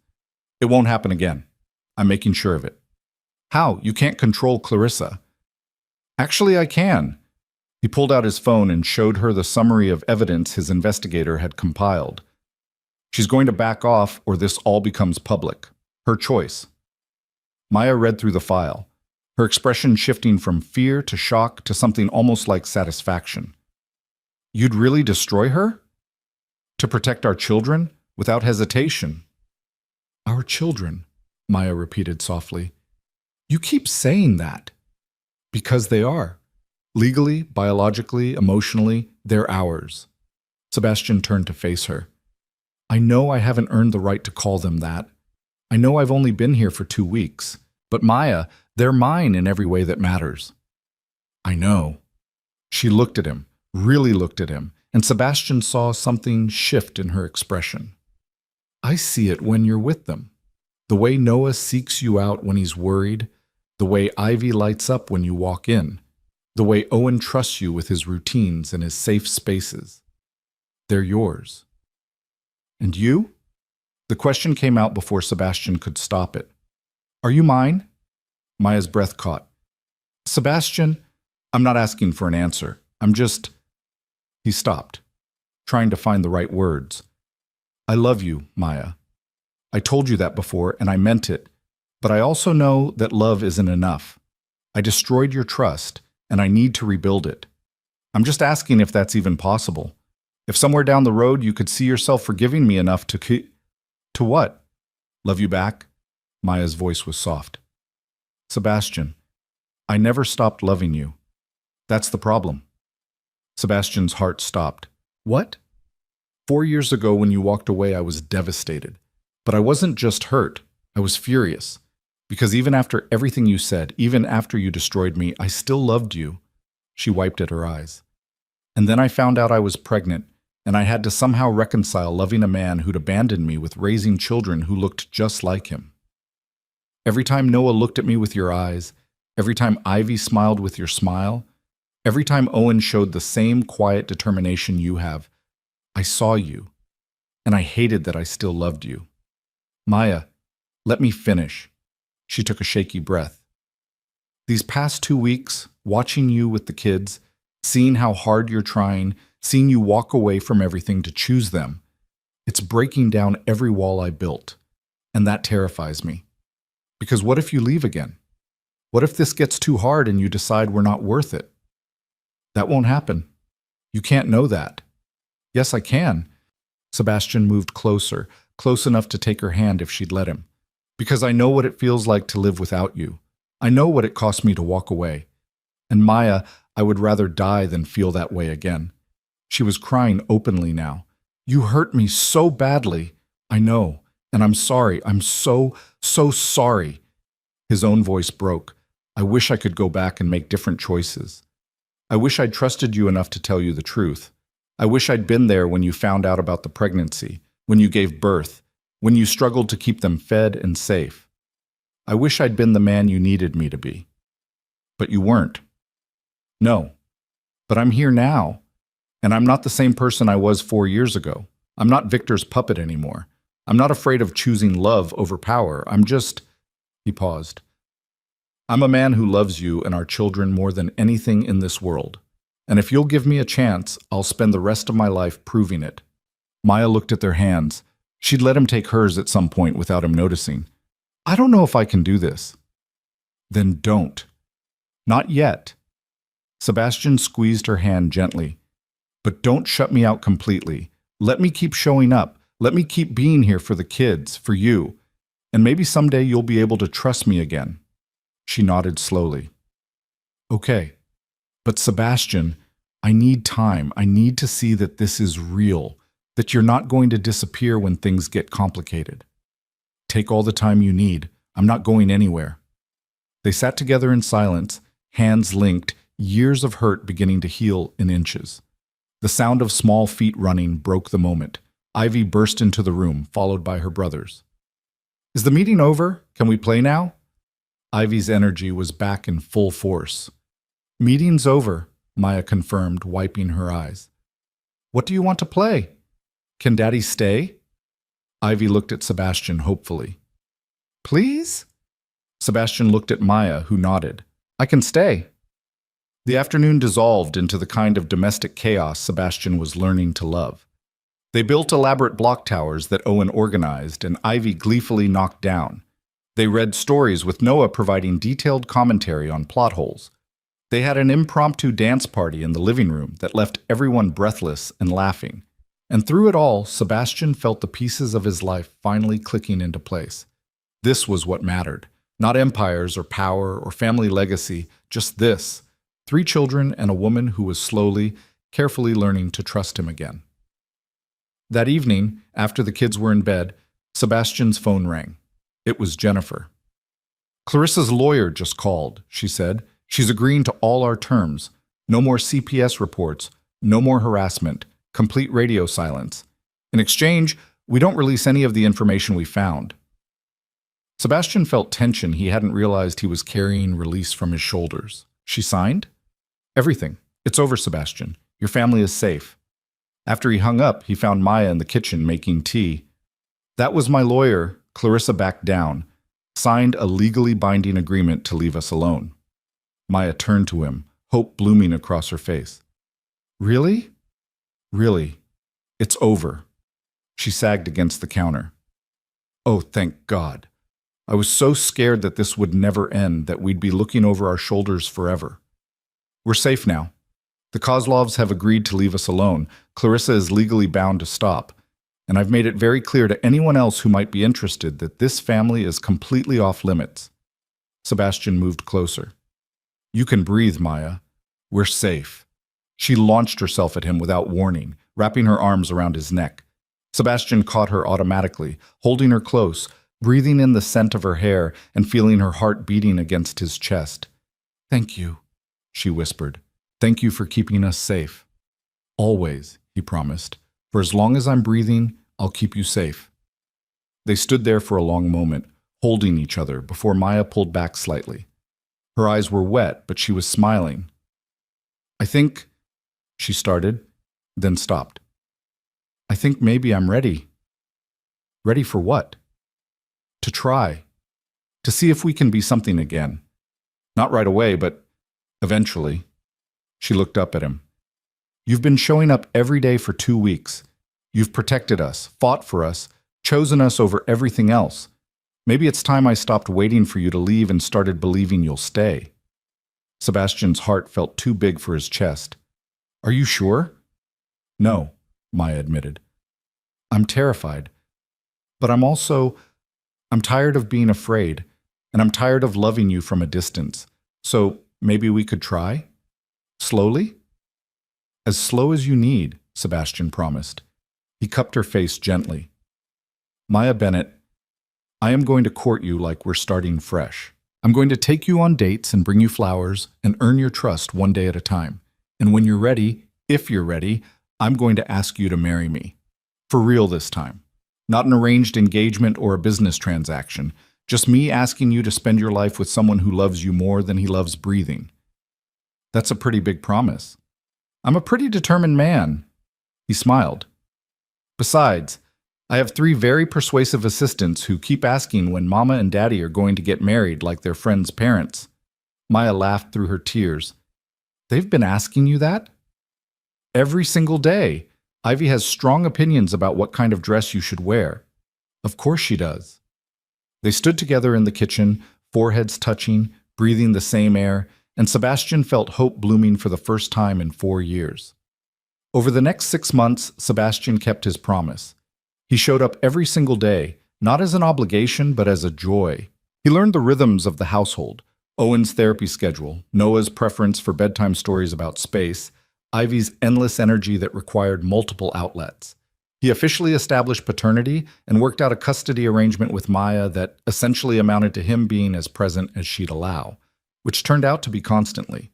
He started a legitimate consulting business, using his strategic mind and connections for legal purposes. It wasn't as lucrative as the Vale Empire, but it was honest work that let him sleep at night. He had dinner with the family every evening, read bedtime stories, attended therapy sessions, showed up for school events, learned to braid hair when Ivy demanded it, mastered the art of parallel play with Owen, had increasingly complex philosophical discussions with Noah, and slowly, carefully, he courted Maya. First dates were coffee while the kids were at school, then dinners after they were asleep.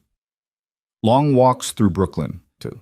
Conversations that stretched for hours about everything and nothing, rebuilding the connection they'd once had, but stronger this time, rooted in truth instead of secrets.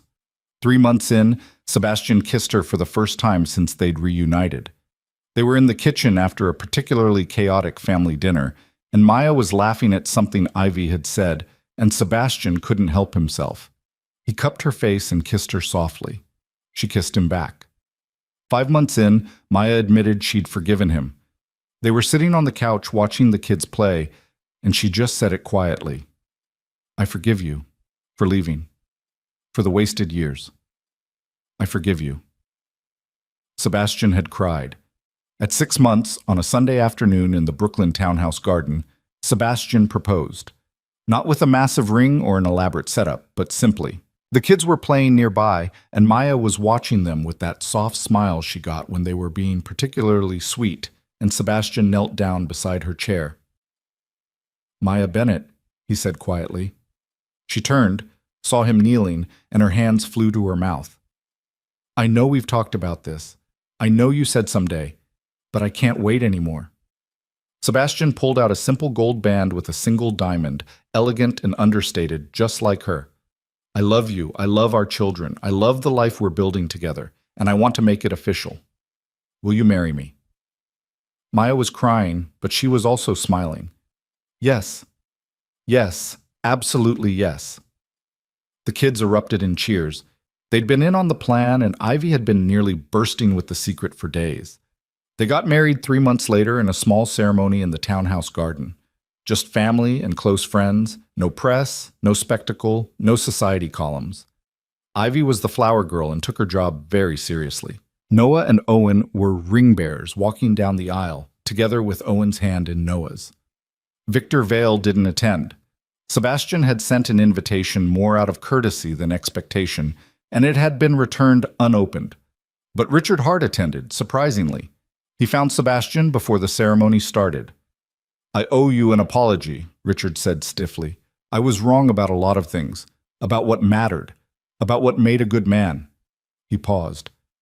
My daughter is bitter and angry, but I see what you've built here. It's real, and it's good. Thank you, Sebastian said, surprised by the gesture. Take care of them, Richard said, looking at Maya in her simple white dress, surrounded by 3 excited children. They're the real empire. I know. The ceremony was short and sweet. Maya cried. Sebastian cried. Even Noah cried a little, though he tried to hide it. When they were pronounced married, Ivy shouted, "Finally!" loud enough that everyone laughed. That night, after the guests left and the kids were finally, blessedly asleep, Sebastian and Maya stood in the garden where they'd gotten married just hours before. Mrs. Vale, Sebastian said, testing out the name. Actually, I'm keeping Bennett, Maya said with a smile. The kids have it, and I like having the same name as them. But you can be Mr. Bennett if you want. I'd be honored to be Mr. Bennett. She laughed and kissed him. I can't believe we're here. 6 months ago, I was terrified of you. Now I'm married to you. Terrified of me? Of what you represented? Of getting hurt again? Of letting the kids get attached and having you disappear? She wrapped her arms around his waist. But you didn't disappear. You stayed. Even when it was hard, even when I pushed you away, you stayed. I told you I would. I know, but it's different experiencing it. Knowing that when things get complicated, you don't run. You just stay and fight and love us through it. Sebastian pulled her closer. That's what family does. Is this what you imagined? Maya asked. When you thought about your future? A townhouse in Brooklyn with 3 kids and a wife who owns a food truck? Sebastian thought about the penthouse in Manhattan he'd given up, the empire he'd walked away from, the life of power and influence he'd traded for bedtime stories and therapy sessions and chaotic family dinners. No, he said honestly, this is better than anything I ever imagined. 1 year later, Sebastian sat in the audience of Owen's school performance. His son was participating in a play about community helpers, and while Owen had refused a speaking part, he'd agreed to be on stage if he could be a crossing guard who just held up a stop sign. It was a small victory, but Sebastian had learned that with Owen, small victories were everything. Noah sat beside him, whispering commentary about the plot. Ivy was on Maya's other side, waving enthusiastically every time she saw Owen, even though he was just standing there. When the performance ended, Owen came running, actually running, which he rarely did, straight to Sebastian. I did it, he said, his voice quiet but proud. You did, Sebastian confirmed, kneeling down to his level. You were amazing, buddy. Owen smiled, a real, full smile that lit up his entire face, and held up his hand for a high five. Sebastian obliged, his heart bursting. Can we get ice cream? Ivy asked. To celebrate? Absolutely, Maya agreed. They walked to the ice cream shop as a family, Sebastian and Maya hand in hand, the kids running ahead but never too far. Noah kept checking back to make sure they were following. Ivy narrated everything they passed. Owen hummed his contentment. Inside the shop, while the kids debated flavors, an older woman approached Sebastian. He tensed instinctively, still not entirely comfortable with strangers approaching, even after a year of quiet family life.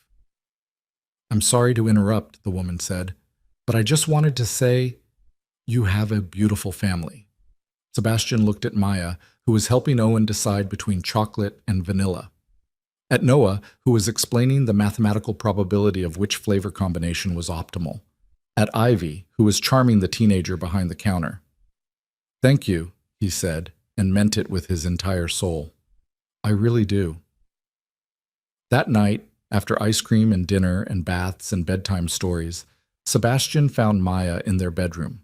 She was looking at photos from Owen's performance on her phone, smiling. What are you thinking about? He asked, climbing into bed beside her. How different life is now. How a year ago I was terrified every single day, and now... She gestured around the room, at the house they'd made into a home, at the life they'd built. Now I'm happy. Really, genuinely happy. Me too. She set down her phone and turned to face him. Do you ever regret it? Walking away from everything?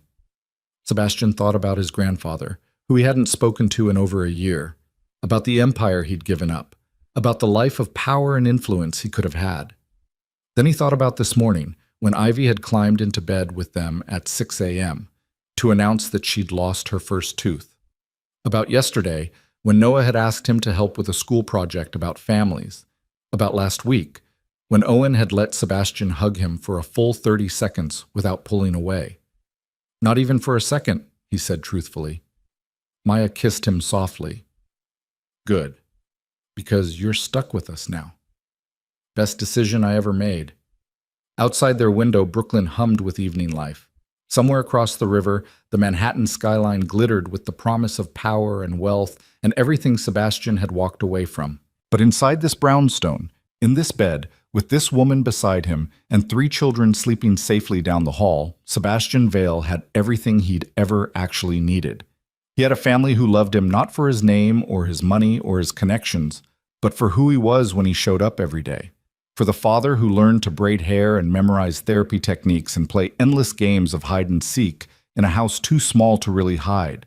For the man who chose them over everything else and never once looked back. 2 years after that, Victor Vale died. The funeral was elaborate, attended by hundreds of people who'd feared or courted or depended on him. Sebastian attended with Maya by his side, wearing a simple black suit, and felt nothing but a distant sadness for what might have been if Victor had been a different kind of man. The will reading was contentious. Victor had left the empire to a cousin, pointedly excluding Sebastian entirely. But there was one bequest that surprised everyone. A letter, sealed and addressed to Sebastian. He opened it in the car with Maya reading over his shoulder. Sebastian, by the time you read this, I'll be gone. Good. I don't want to see the disappointment in your face when you realize I never understood what you were trying to tell me. I built an empire. You built a family. I thought empires lasted forever and families were weaknesses to be managed. I was wrong. I watched you from a distance this past year, saw the photos in the paper of you at your son's school play, read about your legitimate business ventures, heard through contacts that you were happy. I still don't understand how you could walk away from everything I built. But I'm beginning to understand that maybe what I built wasn't worth keeping. Take care of those children. They're your legacy now. Make it better than mine. V. Sebastian stared at the letter for a long time. It wasn't an apology. Victor Vale didn't apologize, but it was something, an acknowledgement, a benediction of sorts. Are you okay? Maya asked softly. Yeah, Sebastian said, folding the letter carefully. I think I am.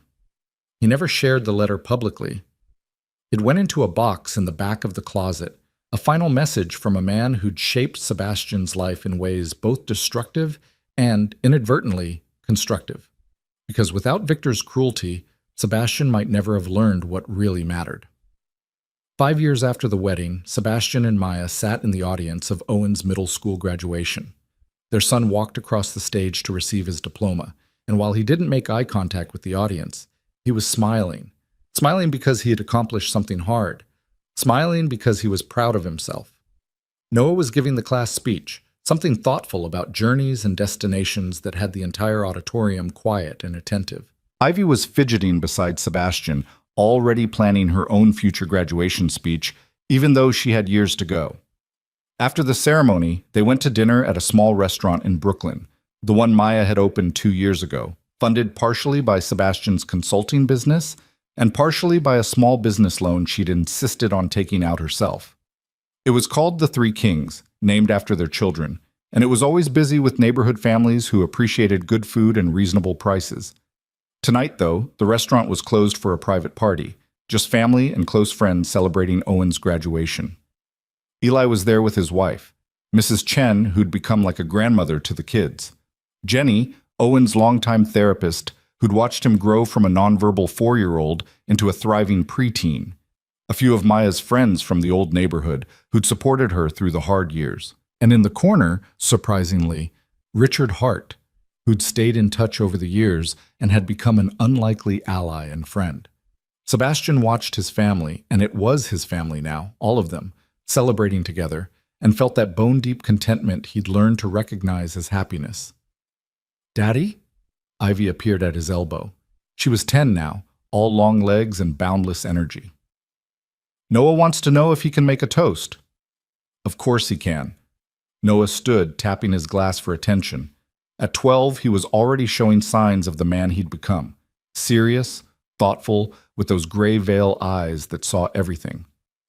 "I want to say something," Noah announced. "About family." The room quieted.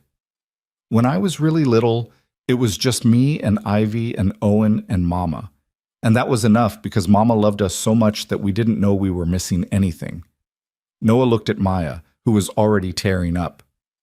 "But then our dad came back. And at first I didn't trust him. I thought he'd leave again. I thought maybe we were just, I don't know, a project or something." Sebastian's throat tightened. "But he didn't leave. He stayed. He learned what foods Owen wouldn't eat and how to braid Ivy's hair, and he listened to all my questions even when they were annoying." Noah smiled. "He became our dad. Not just the guy whose DNA we share, but our actual dad who showed up every single day. Noah!" Sebastian's voice cracked. "Wait, I'm not done." Noah grinned. "What I'm trying to say is, family isn't just who you're born to. It's who stays. It's who fights for you and loves you and shows up even when it's hard. And Dad?" He looked directly at Sebastian. "You showed up, and you stayed, so thank you." The room erupted in applause. Sebastian stood and pulled Noah into a hug, not caring that his 12-year-old son might find it embarrassing.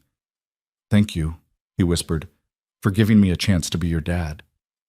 "Thanks for taking it," Noah whispered back. Later that night, after the party, after the kids were finally asleep in their respective rooms, Sebastian and Maya stood on the back deck of the townhouse looking out at the Brooklyn night. "Can you believe it's been 5 years?" Maya asked, leaning into his side. "Sometimes it feels like yesterday. Sometimes it feels like forever. Do you ever wonder what life would be like if you hadn't seen us in the park that day?" Sebastian thought about it. "Sometimes. But then I remember that you would have figured it out eventually. You're too strong to let anything keep you down for long. You would have pulled yourself and the kids up without me." "Maybe, but it would have been harder and lonelier," Sebastian added, "for both of us." Maya turned to face him. "I'm glad you came back. I'm glad you fought for us. I'm glad—" She paused, smiling. "I'm glad you chose us." "Every single day," Sebastian promised. "For the rest of my life, I choose you. I choose them. I choose this." He kissed her under the Brooklyn stars, in the garden of the home they'd built together, with 3 children sleeping safely inside, and knew that he'd finally found what he'd been searching for his entire life. Not power, not legacy, not the Veil Empire or anything Victor had tried to make him value. Just love. Just family. Just the simple, profound joy of being exactly where he belonged. And it was more than enough. It was everything.